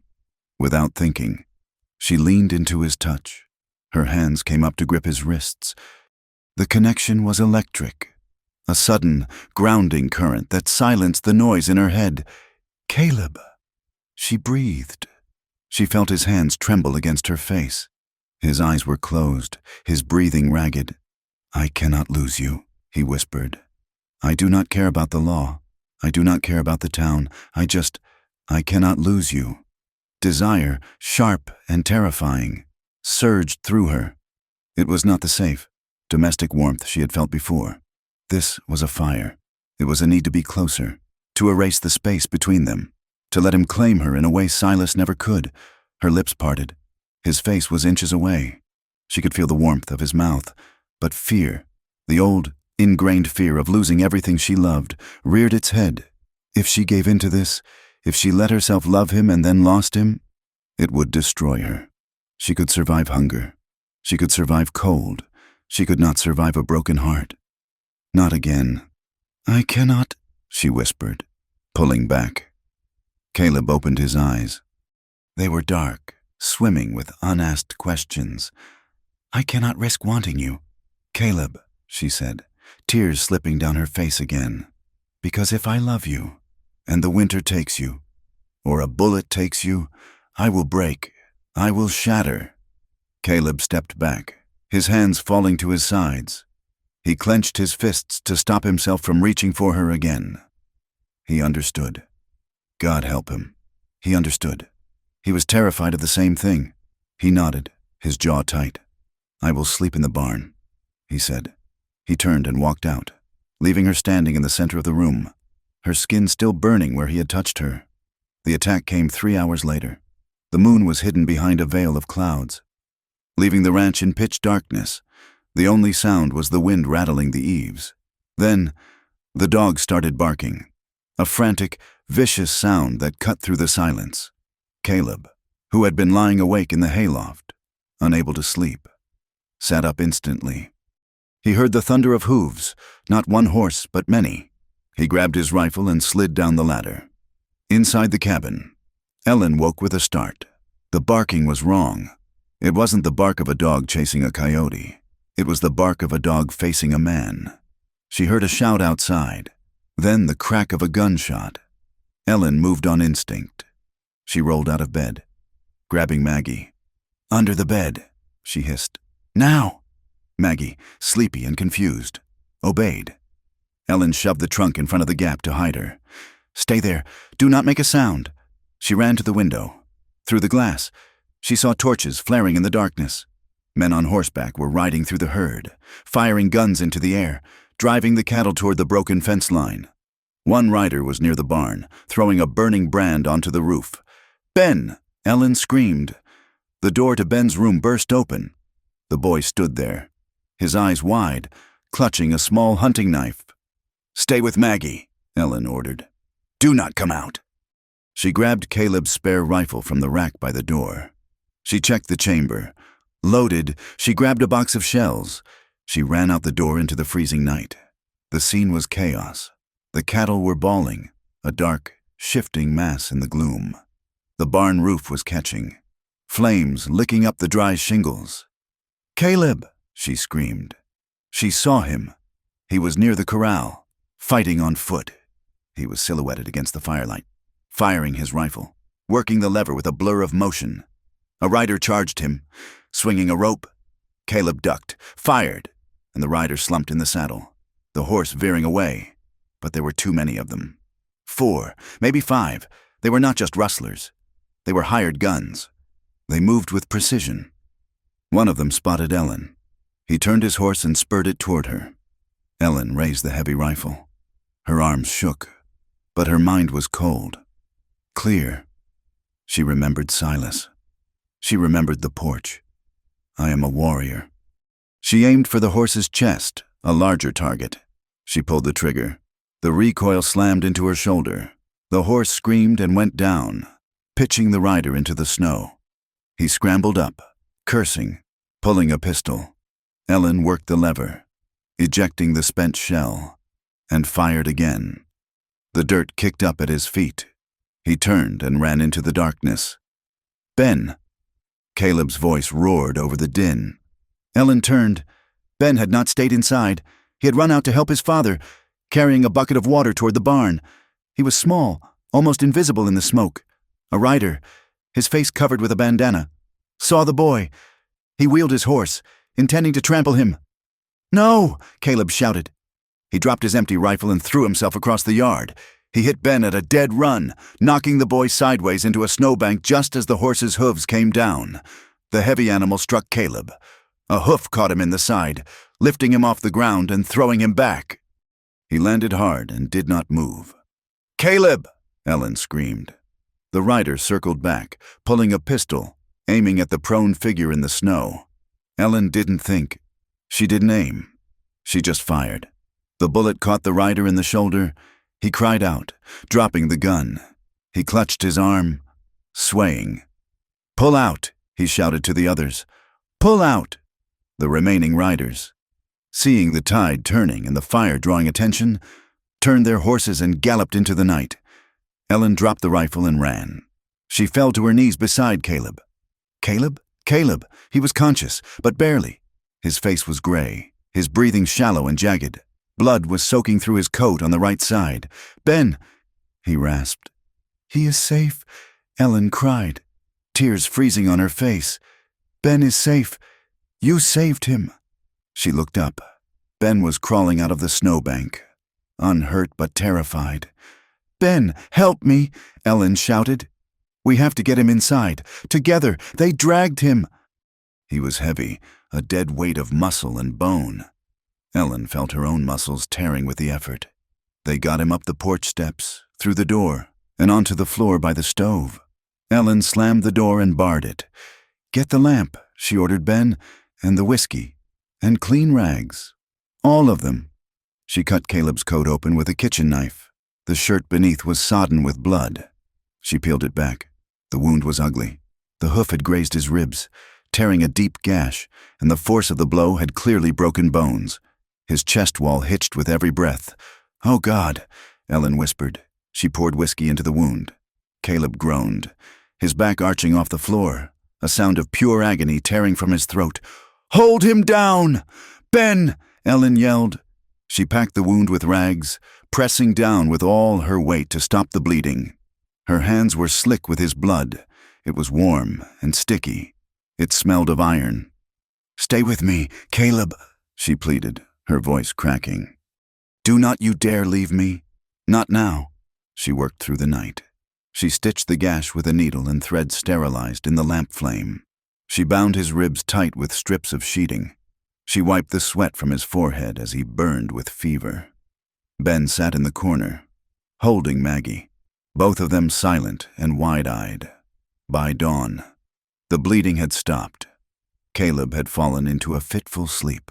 The sun rose, painting the room in pale, cold light. The barn was a smoking ruin, half the roof gone, but the house stood. Ellen sat on the floor beside him, her dress stained with his blood. She held his hand. It was rough and calloused, familiar in a way that made her chest ache. She looked at his face. He looked younger in sleep. The lines of worry smoothed out. He looked peaceful. "Caleb," she whispered. She leaned down. She kissed his forehead. It was cool. The fever had broken. She moved her lips to his ear. "If you live," she whispered, a vow made to the silence. "I will stop running. I will stop being afraid. I will marry you. I will love you. I promise." She turned her face and pressed her lips to his. It wasn't a kiss of passion. It was a kiss of desperation, a seal on a promise. She poured all her fear, all her longing, all the words she had been too cowardly to say, into that touch. She pulled back, her forehead resting against his. "Just live," she breathed. "Please, just live." Caleb stirred. His eyelids fluttered. He let out a low groan. His fingers, weak but there, tightened slightly around hers. Ellen squeezed back, holding on as if she could anchor him to the earth by sheer will alone. Outside, the wind picked up, blowing the smoke from the barn across the snow. But inside, for the first time, Ellen did not feel the cold. She only felt the fire of the man she loved, and the terrifying, beautiful certainty that she would fight the whole world to keep him. The weeks that followed the attack were a blur of gray light and exhaustion, measured not in hours but in the ache of Ellen's muscles. Caleb survived, but the hoof of the rustler's horse had done terrible work. His ribs were cracked, perhaps broken, and the gash in his side festered for 3 days before finally turning the corner toward healing. He was a man built for motion, for the saddle and the axe, and confinement to the narrow bed in the corner of the cabin maddened him. For Ellen, there was no time to be maddened. There was only work. She rose before the sun, the floorboards freezing under her bare feet, to stoke the stove and bake bread. She dressed Maggie and Ben, mediating their squabbles with a patience she did not feel. Then she pulled on Caleb's heavy coat, wrapped a scarf around her head, and went out into the biting wind to do a man's work. She pitched hay in the barn, the fork heavy and awkward in her hands until her shoulders burned. She chopped ice from the water troughs, the pickaxe jarring her bones with every strike. She checked the cattle, trudging through knee-deep snow to ensure the herd was not drifting too far. She milked the cow, her fingers stiff with cold, leaning her forehead against the animal's warm flank just to steal a moment of rest. When she returned inside, smelling of hay and manure, the work did not end. She washed clothes in boiling water that reddened her hands. She cooked stews from dried meat and potatoes, and she tended to Caleb.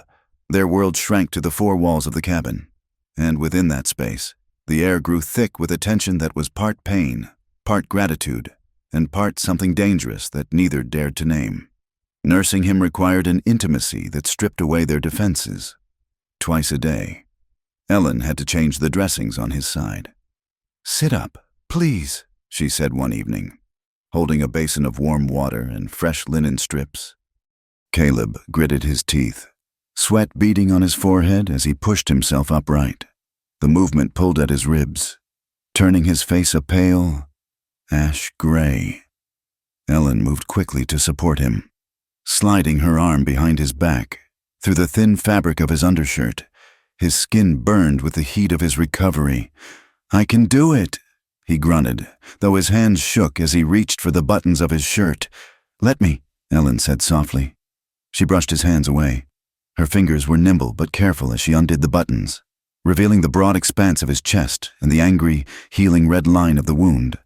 She dipped a cloth in the warm water, wringing it out, and began to clean the skin. Caleb sat rigid, his eyes fixed on the far wall. He was trying not to flinch from the sting of the water, but more than that, he was trying not to react to her touch. Her hands were rough from the ranch work, calloused and red, yet on his skin, they felt unbearably soft. Every time her fingers grazed his bare side, a jolt went through him that had nothing to do with pain. He watched her face as she worked. She was biting her lip in concentration, a strand of hair falling across her eyes. He wanted to reach up and tuck it behind her ear. He wanted to pull her down onto the mattress and bury his face in her neck.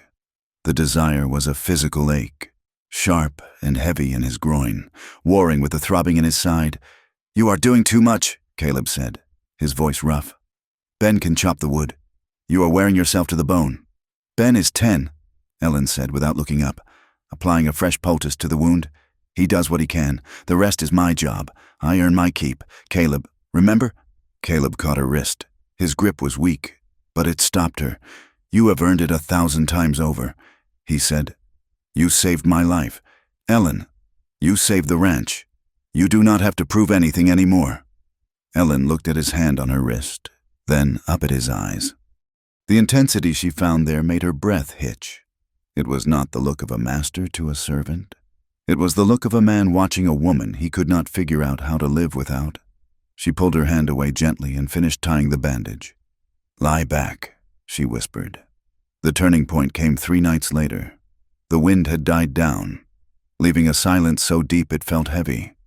The children were asleep, Maggie in the trundle bed Ellen had fashioned, Ben in his room.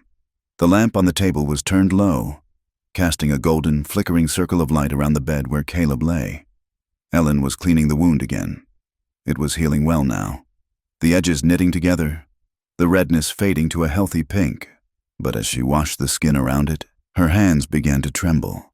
She was suddenly overwhelmed by the sheer physical reality of him, the rise and fall of his chest, the dark hair on his forearms, the scent of him, soap and pine and man.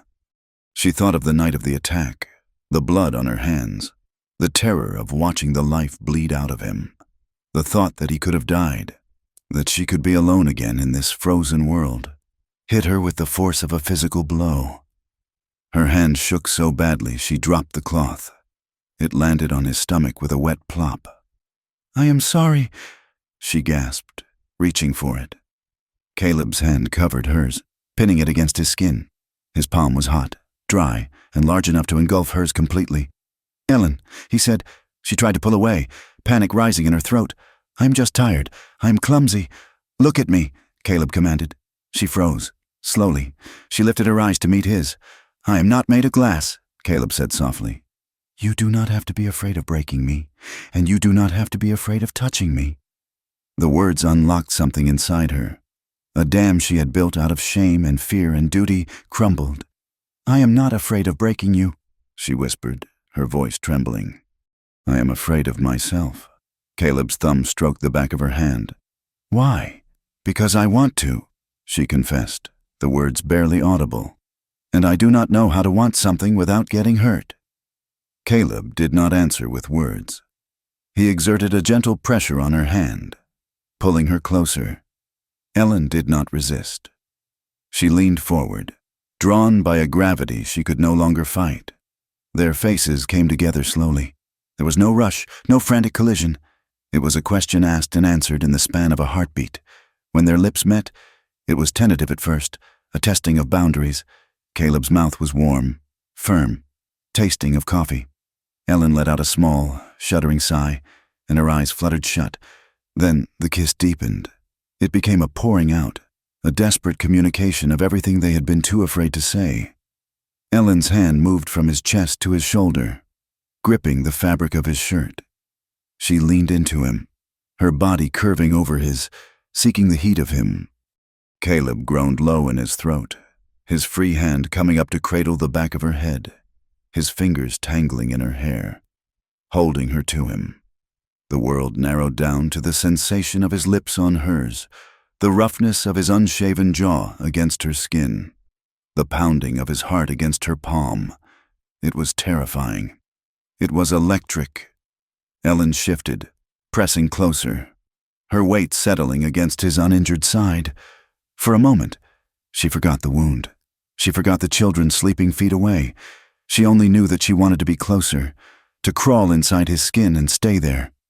Caleb hissed in a sharp breath as her weight pressed against his cracked ribs. Ellen pulled back instantly, horror washing over her. "I hurt you," she said, scrambling to stand up. "Oh, God, I hurt you." Caleb refused to let go of her hand. He kept her there, hovering over him. His eyes were dark, blown wide with pain and something else, something fierce and hungry. "It is fine," he rasped, waiting for the spasm in his side to pass. "It is a good pain. Do not go." Ellen stayed, half sitting on the edge of the bed, her chest heaving. She looked at him, her lips swollen, her cheeks flushed. "We cannot," she whispered. "Caleb, we cannot. You are hurt, and we are not." She could not finish the sentence. "We are not married." The words felt small and stupid in the face of what had just happened. Caleb looked at her, his thumb tracing the line of her wrist. "I do not want this because it is practical." "Ellen," he said, his voice rough with emotion, "I do not want this because I need a housekeeper. I want you. I want you in my bed. I want you in my life. I want to wake up and see your face before I see the sky." Ellen closed her eyes, tears leaking out. "It scares me," she admitted. With Silas, touch was a payment, or a punishment. It was something I endured to keep the peace. I never wanted it. I learned to shut myself off. She opened her eyes, pleading with him to understand. "But with you, I feel it. I feel it in my blood, and that scares me more than the violence. Caleb, because if I let myself want you this much, and I lose you, I will not survive it. I am not strong enough to survive that kind of emptiness again." Caleb pulled her hand to his lips, kissing her knuckles. "You think I am not scared?" he asked. He looked past her, at the shadows dancing on the ceiling beams. "After Sarah died, I locked the door. Ellen, I nailed it shut. I told myself I would never let anyone in again, because the price of admission was too high. I thought I could live on work and duty. I thought that was enough." He looked back at her. "But you and that little girl, you broke the door down. You did not even ask permission. You just walked in and lit a fire. And now I am terrified. I am terrified of the town tearing you apart. I am terrified of failing you. I am terrified that the winter will come back and take you like it took her." He squeezed her hand. "But I would rather be terrified with you than safe without you." Ellen looked at him, her heart breaking and healing all at once. "Me too," she whispered. They sat there in the silence, hands clasped, teetering on the edge of a new world. They had stripped away the pretenses. This was no longer a business arrangement. It was love, scarred and terrified and undeniably real. The outside world, however, had no patience for their revelations. 2 days later, a rider came from town. It was a deputy, a young man who looked embarrassed to be there. He refused to dismount, handing the paper to Ellen as she stood on the porch, wiping flour from her hands. "What is this?" she asked, though the dread in her stomach already knew the answer. Hearing notice. "Ma'am," the deputy said, tipping his hat but avoiding her eyes. "Judge arrives on the circuit tomorrow. The petition regarding the child. It has been moved up." "Moved up?" Caleb's voice came from the doorway. He was leaning against the frame, pale but standing, a cane in one hand. "Why?" "Because of the shooting. Mr. Vance," the deputy said. "Amos Cutter and Mr. Miller. They argued to the judge that the attack on your ranch proves the environment is dangerous for a minor. They say it proves Mrs. Miller is irresponsible for keeping the child here." Caleb's knuckles turned white on the cane. "Irresponsible?" He spat. "We were attacked by hired thugs. We defended ourselves." The deputy shrugged. I am just the messenger. Caleb, hearing is at noon tomorrow. If you do not show, the order grants custody to the uncle by default." He turned his horse and rode off, leaving the dust to settle in the cold air. Ellen stood on the porch, the paper trembling in her hand. She felt the trap closing. They had taken the one act of courage she had performed, saving Caleb's life, and twisted it into a noose. "We have to go," Caleb said, his voice hard. "You cannot ride," Ellen said, turning to him. "Your ribs, the wagon. I will ride in a hearse if I have to," Caleb said. "I am not letting them take her." The journey to Iron Creek the next morning was a funeral procession of two. The sky was low and gray, pressing down on the prairie. The wind had teeth, biting through their coats. Caleb drove the wagon, though Ellen could see the lines of pain etched around his eyes with every jolt of the wheels. She sat beside him. Maggie and Ben huddled in the back under buffalo robes. Ellen felt exposed. Every mile closer to town felt like a mile closer to an execution. She checked Maggie constantly, smoothing the child's hair, adjusting her scarf, trying to memorize the weight of her small body against the seat back, just in case. They rode into town under a heavy silence. People stopped on the boardwalks to watch them pass. The stares were not friendly. They were hungry. This was the scandal of the season, the widow and the rancher, the violence and the sin. Ellen held her head high, staring straight ahead, but her hands were clenched so tight in her lap, her nails cut crescents into her palms. The courthouse was a brick building at the end of the street, smelling of dry paper, floor wax, and judgment. The courtroom was packed. It seemed half the town had turned out to see the show. Amos Cutter sat in the front row, looking pious and concerned.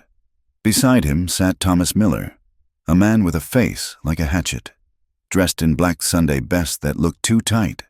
When the bailiff called the case, the air in the room seemed to vanish. The judge was an older man with a face like a dried apple and eyes that had seen too much of the frontier's ugliness. He peered over his spectacles as Thomas Miller's lawyer, a man paid for by Amos, no doubt, laid out the case. The lawyer painted a picture that Ellen barely recognized.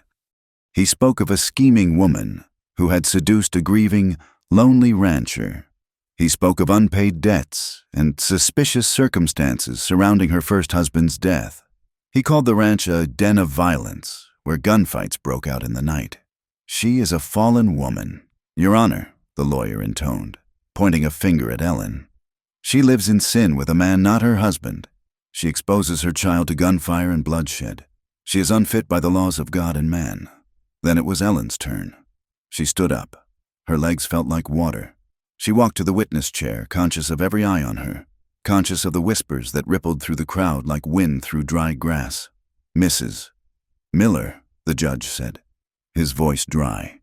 "You have heard the accusations. Why should this court not grant custody to your husband's brother?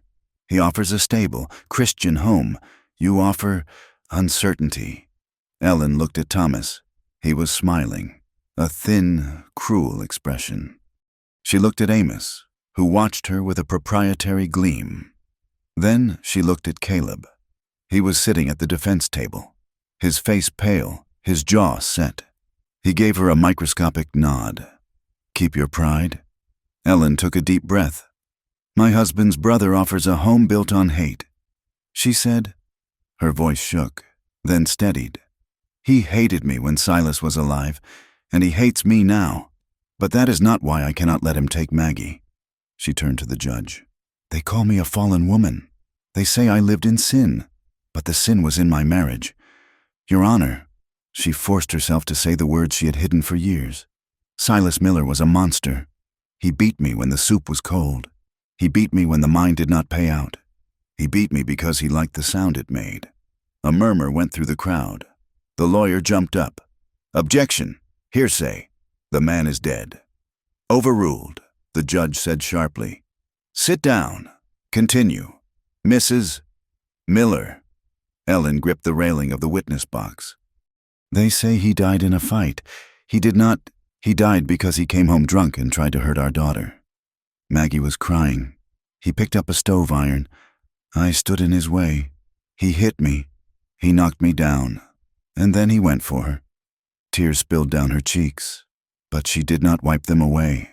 I pushed him, she whispered. I pushed him away from her. He fell off the porch, and I thank God every day that he did, because if he hadn't, he would have killed her, or me. She looked at the crowd, her eyes blazing. I did what I had to do to keep her alive, and I worked for Mr. Vance, scrubbing floors, mending fences, shooting at rustlers, to keep her fed. If that makes me unfit, then there is not a fit mother on this frontier. She sat down, trembling violently. The room was silent. Even the gossip mongers were quieted by the raw, ugly truth of her testimony. Then the judge looked at Caleb. "Mr. Vance," he said, "you are a party to this. You stand accused of maintaining a house of ill repute, of endangering a child. What say you?" Caleb stood up. He grabbed the edge of the table to steady himself, his face twisting in pain as his ribs protested. He refused the cane. He stood tall, broad-shouldered and imposing even in his injury. "I say that Amos Cutter is a liar and a thief who hired men to burn my barn," Caleb said, his voice booming through the quiet room. Amos jumped up, spluttering. "That is slander. Sit down. Cutter," the judge roared. Caleb did not look at Amos. He looked at the judge. Then he turned and looked directly at Ellen. "I have lived in this valley for 10 years. Caleb said. "You know me. I keep to myself. I pay my debts. I do not look for trouble." He took a breath. "When I found Mrs.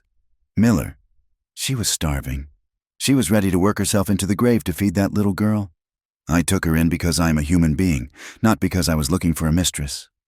He walked slowly toward the witness box, ignoring the bailiff who moved to stop him.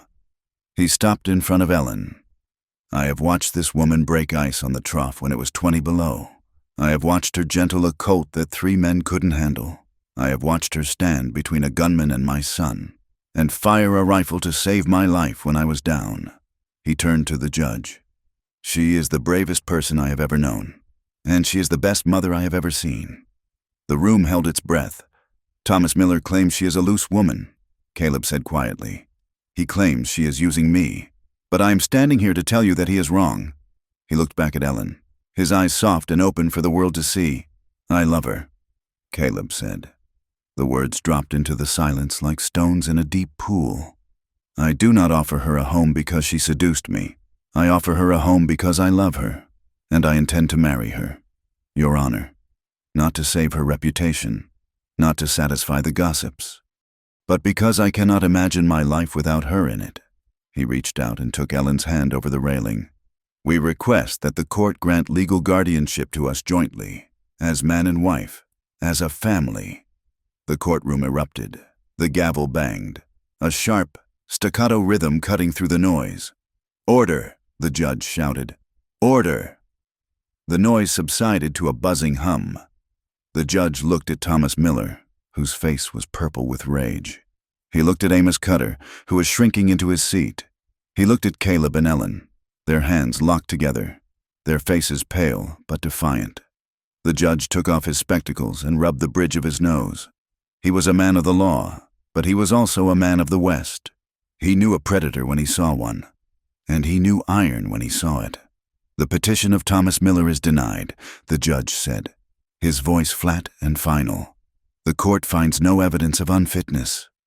In fact, the court finds the petitioner's absence during the widow's time of starvation to be evidence of his own lack of concern." He dipped his pen in the inkwell. "Custody of the minor child, Margaret Miller, is to remain with her mother, and, regarding Mr. Vance's declaration," the judge allowed a small, dry smile to touch his lips. "The court recognizes the intent to marry. I suggest you see the clerk on your way out for a license." Case dismissed. The ride home was different. The sky was still gray, the wind still cold, but the weight that had crushed them was gone. They left town quickly, leaving Amos Cutter fuming on the courthouse steps. They did not stop until the buildings of Iron Creek were just specks on the horizon behind them. Caleb let the horses walk. He was exhausted, his side throbbing with a dull, rhythmic ache, but he felt lighter than he had in years. Ellen sat close to him on the bench. Her hip was pressed against his. The children were asleep in the back, Maggie's head resting on Ben's shoulder, wrapped in the buffalo robes. Ellen looked at Caleb's profile, the hard line of his jaw, the shadow of his hat brim over his eyes. "You told them," she said softly. Caleb looked at her. "Told them what? You told the whole town you loved me." Caleb shrugged, though a faint flush rose on his neck. "I was under oath. Ellen, I had to tell the truth." Ellen smiled, a true smile that reached her eyes and stayed there. She reached out and took his gloved hand in hers. She interlaced their fingers, squeezing tight. "Thank you," she whispered. Caleb turned his hand over, gripping hers back with a strength that promised he would not let go. He did not say anything. He didn't have to. He just drove the wagon steadily westward, toward the ranch, toward the fire that was waiting for them, and toward a life that was finally, truly theirs. Spring arrived in the valley not as a gentle awakening, but as a violent breaking of chains. The ice on the creek cracked with sounds like gunshot. The snow melted into mud that swallowed wagon wheels to the axle, and the wind shifted from the biting north to a softer, wetter breeze from the west. At the ranch, the rhythm of life had shifted too. The barn was half rebuilt, the smell of fresh-cut pine replacing the stench of char. Caleb moved with a slight limp, favoring his healing ribs. But he was back in the saddle, checking the herd that had survived the winter. Yet, despite the thaw, a shadow lingered. Amos Cutter and Thomas Miller were still in town, and their silence since the hearing felt like the heavy, static air before a lightning strike. Ellen stood on the porch, watching the sunset bleed purple across the horizon. She wiped her hands on her apron, her mind turning over the conversation she and Caleb had avoided for 3 days. Caleb came up the steps, dusting mud from his boots. He stopped beside her, leaning against the railing. He did not touch her, but the space between them hummed with the connection that had been forged in blood and fire. "We need to set a date," Caleb said. He did not look at her. He looked at the darkening prairie. Ellen tightened her grip on the railing. "Caleb," she said softly, "I need to know something, and I need you to tell me the truth." Not the polite answer. Caleb turned to her. His eyes were clear, the gray bright in the fading light. "Ask.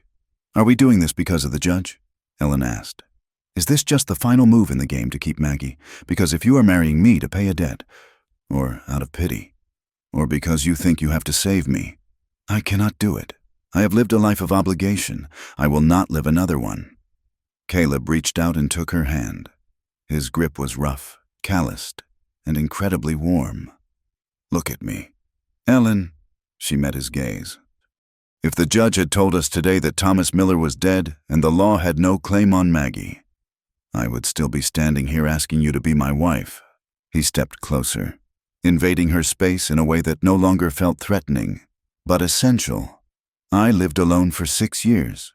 He said, I walked through this house like a ghost. I would rather go back to that silence than force you into a life you do not want. If you say yes, it has to be because you want to be here, with me, not just for safety." Ellen searched his face. She saw the lines of pain around his eyes, the stubborn set of his jaw, and the naked vulnerability he offered only to her. "I do not want to go anywhere else," she whispered. "I choose this. I choose you." "Then let us go to town on Sunday," Caleb said, "and let us be done with hiding." The news of the wedding was met with mixed reactions by the children. Ben sat on the fence rail, kicking his heels against the wood, watching Ellen hang laundry. He had been quiet all morning, his face pinched. Ellen pinned a sheet to the line and walked over to him.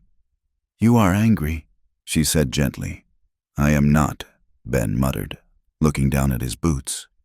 "You are afraid." Then Ben looked up, his dark eyes fierce and wet. "If you marry Pa," he said, his voice cracking, does that mean she is gone for good?" "My ma." Ellen's heart broke for him. She reached through the fence rails and took his hand. He did not pull away.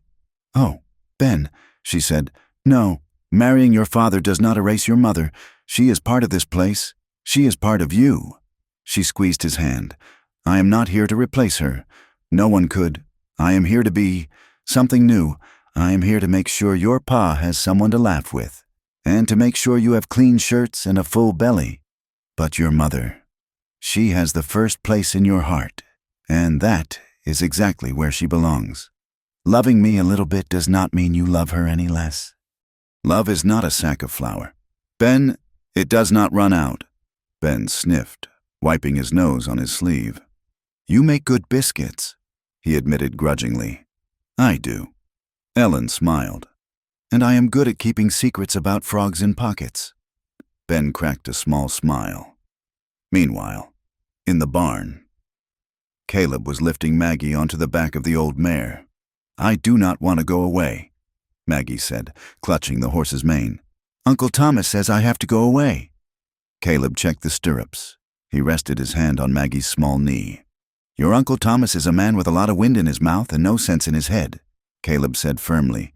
But if you marry Mama, if I marry your Mama, Caleb said, looking her in the eye, it means I am your pa now, legally and truly.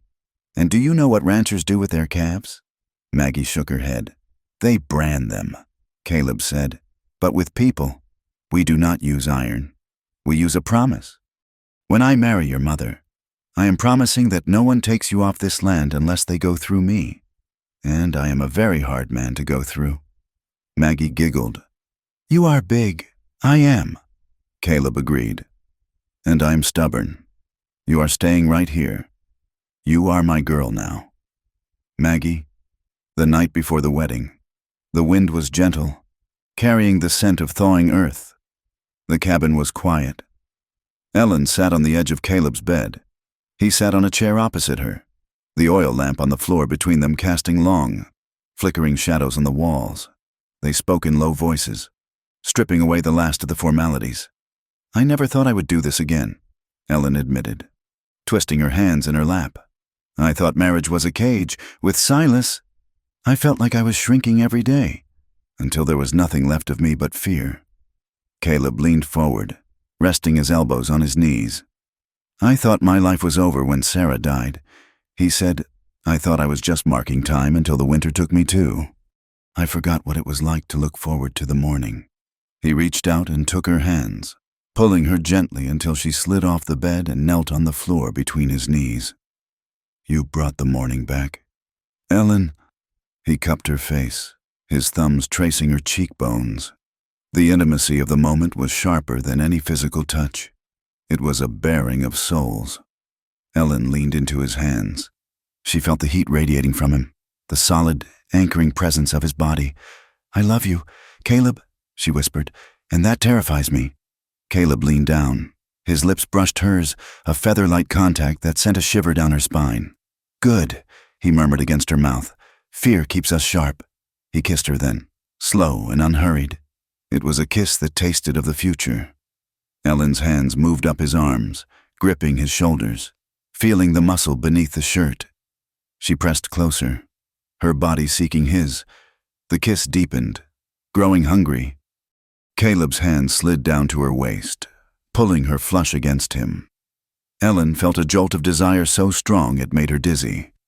She wanted to crawl into his lap, to wrap herself around him, to forget the wedding and the town and simply belong to him right now. His hand moved up her back, his fingers tangling in her hair. She gasped, opening her mouth to him, and the room seemed to shrink to the sound of their breathing and the pounding of their hearts. It would be so easy to cross the line. The bed was right there. The children were asleep. The need was a physical ache. But Caleb pulled back. He rested his forehead against hers, his breathing ragged. Not tonight, he rasped. Ellen opened her eyes, dazed and flushed. Why? Because, Caleb said, smoothing her hair back. Tomorrow we stand in front of God and that miserable town and we tell them this is forever. And when I take you to bed, Ellen, I want it to be as my wife. I want it to be without secrets and without shame. I want to start clean. Ellen nodded, her chest heaving. He was right. She stood up, her legs shaking, and pressed a kiss to his forehead. Tomorrow, she promised. The church in Iron Creek was a small white building that smelled of beeswax and judgment. When the doors opened, heads turned. There were whispers, some scandalous, some merely curious. Amos Cutter stood near the back, his face a mask of polite indifference, though his eyes were cold. Thomas Miller stood beside him, looking like a vulture waiting for a carcass. But Ellen did not look at them. She looked at the altar, where Caleb stood. He wore a dark suit that was slightly tight across the shoulders. His hair was slicked back, revealing the strong lines of his face. When he saw her, his expression softened in a way that made the women in the pews exchange startled glances. Ellen walked down the aisle. She wore her best dress, a simple blue calico, but she had woven a ribbon into her hair. She held Maggie's hand on one side and Ben's on the other. They were walking her down the aisle together. The minister, a young man who had arrived only a month ago and knew little of the gossip, began the service. The words were old and familiar, but to Ellen, they felt new, to have and to hold. She looked at Caleb's hands, the hands that had fed her, the hands that had bandaged her, the hands that had fought for richer, for poorer. She remembered the bread and the beans on the counter. She remembered the offer of work, in sickness and in health. She remembered the blood on the cabin floor. "I do," she said, and her voice rang clear and strong in the silence. "I do," Caleb said, his eyes never leaving hers. When he kissed her, it was not the polite peck of a frontier wedding. He pulled her close, his arm going around her waist, and kissed her with a fierce, claiming tenderness that made the congregation hold its breath. It was a declaration of war against the gossip and a vow of protection, all in one. As they walked out of the church, blinking in the spring sunlight, some people smiled. The blacksmith nodded respectfully. The baker's wife waved. But at the edge of the crowd, Amos Cutter and Thomas Miller watched, their faces dark and unyielding. The celebration at the ranch was small, a special dinner of roast beef and dried apple pie. The children played in the yard until the sun went down, their laughter ringing in the cool air. Ellen tucked Maggie into bed in the main room. "You are really my pa now?" Maggie asked sleepily. "He really is," Ellen said, kissing her forehead. She went into the other room. Caleb was waiting. He had moved his things, his razor, his books, to make space for her. It was no longer his room. It was theirs. He turned as she entered, the lamplight catching the gold ring on his finger. "Mrs. Vance," he said, testing the sound of it. "Mr. Vance," she replied. "She." He blew out the lamp. Ellen woke to a sound that was not the wind. It was a sharp, stifled cry. She sat up instantly, her heart hammering. The room was pitch black. Beside her, Caleb was already moving, his hand reaching for the revolver on the bedside table. "Maggie?" Ellen whispered. There was no answer from the trundle bed. Ellen scrambled out of the blankets, her bare feet hitting the cold floor. She fumbled for a match and struck it. The flare of light revealed the trundle bed. It was empty. The quilt was dragged onto the floor. "Caleb!" Ellen screamed. "She is gone!" She did not wait for him. She grabbed the rifle from the corner, jacked a shell into the chamber, and ran for the door. She burst out onto the porch, her nightdress billowing in the wind. Down by the corral, a lantern bobbed in the darkness. She saw the silhouette of a wagon and 2 horses. She heard the jingle of harness and a child's terrified wail. "Mama!" The scream tore through Ellen like a bullet. "Let her go!" Ellen shrieked, sprinting off the porch and into the yard. She ran barefoot over the frozen mud, the rifle heavy in her hands. As she got closer, the lantern light revealed 2 men struggling with a small, kicking bundle. It was Thomas Miller holding Maggie, trying to hoist her into the wagon. Amos Cutter was in the driver's seat, reins in hand. "Drive, you fool!" Thomas yelled. Ellen stopped 20 yards away. She raised the rifle. Her hands were rock steady. "Drop her," she commanded. Her voice was guttural, unrecognizable. Thomas froze. He looked back and saw the white figure of the woman, the rifle barrel leveled at his chest. "She is my blood," Thomas shouted, his voice shaking with fanaticism. "I'm saving her from a house of sin. She is my daughter," Ellen screamed. Put her down, or I will put you in the ground. Thomas! Amos Cutter whipped the horses. Yeah! The wagon jerked forward. Thomas tried to throw Maggie into the back. Ellen fired. She did not aim to kill, but she aimed close enough to terrify. The bullet shattered the lantern hanging on the side of the wagon. Glass and oil sprayed everywhere. The horses reared, screaming. Thomas dropped Maggie in his panic.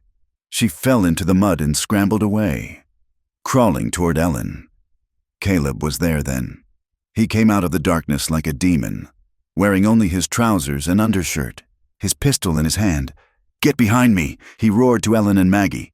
He advanced on the wagon, the pistol raised. Get down. Amos, Caleb said. His voice was terrifyingly calm. Get down before I blow you off that seat. Amos raised his hands, terrified by the rearing horses and the gun. I was just providing transport. This is a family matter. Suddenly, the sound of galloping hooves thundered from the direction of the main road. Hold it, a voice shouted. Sheriff Miller rode into the lantern light, followed by 2 deputies. They had their guns drawn. Ben Vance rode behind them on his pony, his face pale but determined. He had slipped out the window the moment he heard the wagon approach, riding bareback through the dark to fetch the law, just as Caleb had taught him to do in an emergency. Drop the weapons, the sheriff ordered. Thomas Miller stood in the mud, staring at the circle of guns. He looked at Ellen, who was clutching Maggie to her chest, the rifle still in her hand. He looked at Caleb, who stood like a stone wall between his family and the world. He slumped, defeated. It is kidnapping. Thomas, the sheriff said, swinging down from his horse, and under cover of night. That is a hanging offense in some territories. He cuffed Thomas's hands behind his back. He looked up at Amos. And you, Mr. Cutter, conspiracy. And I believe we found the man who burned the barn. He was quite talkative in a cell. He mentioned your name. Amos slumped on the wagon seat, his face the color of old dough. Take them away, the sheriff said. As the deputies loaded the men onto horses, the sheriff tipped his hat to Ellen. Mrs. Vance, he said, my apologies for the disturbance. Your boy is a hell of a rider. Ellen looked at Ben, who was sliding off his pony, shivering. She handed the rifle to Caleb and ran to Ben, gathering him into her arms along with Maggie. You were brave, she sobbed into Ben's hair. You were so brave. Ben hugged her back, burying his face in her neck. I was not going to let them take Maggie, he mumbled.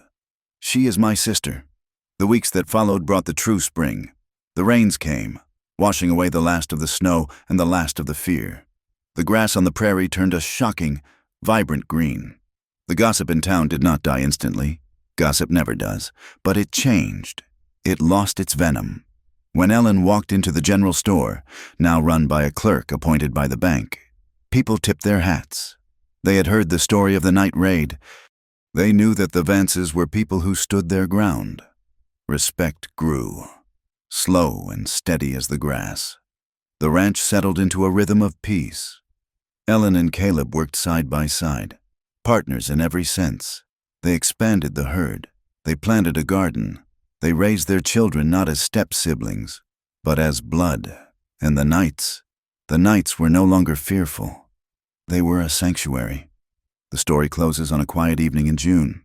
Ellen and Caleb sat on the porch swing Caleb had built. The sun had gone down, leaving a sky thick with stars. The Milky Way, a dusty river of light overhead. The air smelled of sage and damp earth. Inside, the children were asleep. Caleb's arm was draped around Ellen's shoulders, pulling her close. Her head rested in the crook of his neck. His hand rested on her waist, his thumb tracing slow, lazy circles on the fabric of her dress. They were tired, their bodies aching pleasantly from a day of work. But neither wanted to go inside just yet. Ben asked me today if we could get another colt, Caleb said, his voice a low rumble against her ear. He says he wants to train it himself. He is good with them, Ellen said. He has your hands, and Maggie wants a goat, Caleb added with a chuckle. She says the cow is too tall. A goat. Ellen laughed softly. She will have it eating the laundry off the line in a week. Let her, Caleb said. We can buy more shirts. He tightened his arm around her. We are going to be all right. Ellen, the winter is over. Ellen looked out at the dark prairie. She thought of the day she had walked into town, freezing and desperate, counting her pennies.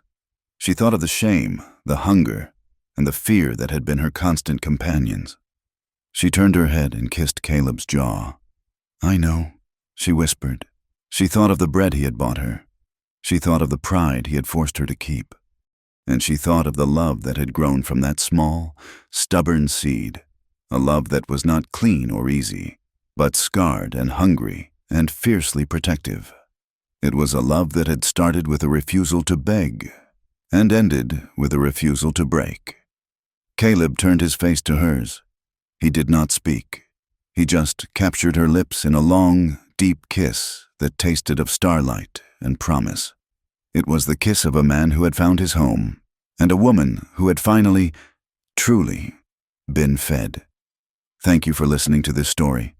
This has been the tale of Ellen and Caleb, a story of survival, pride, and love in the American West.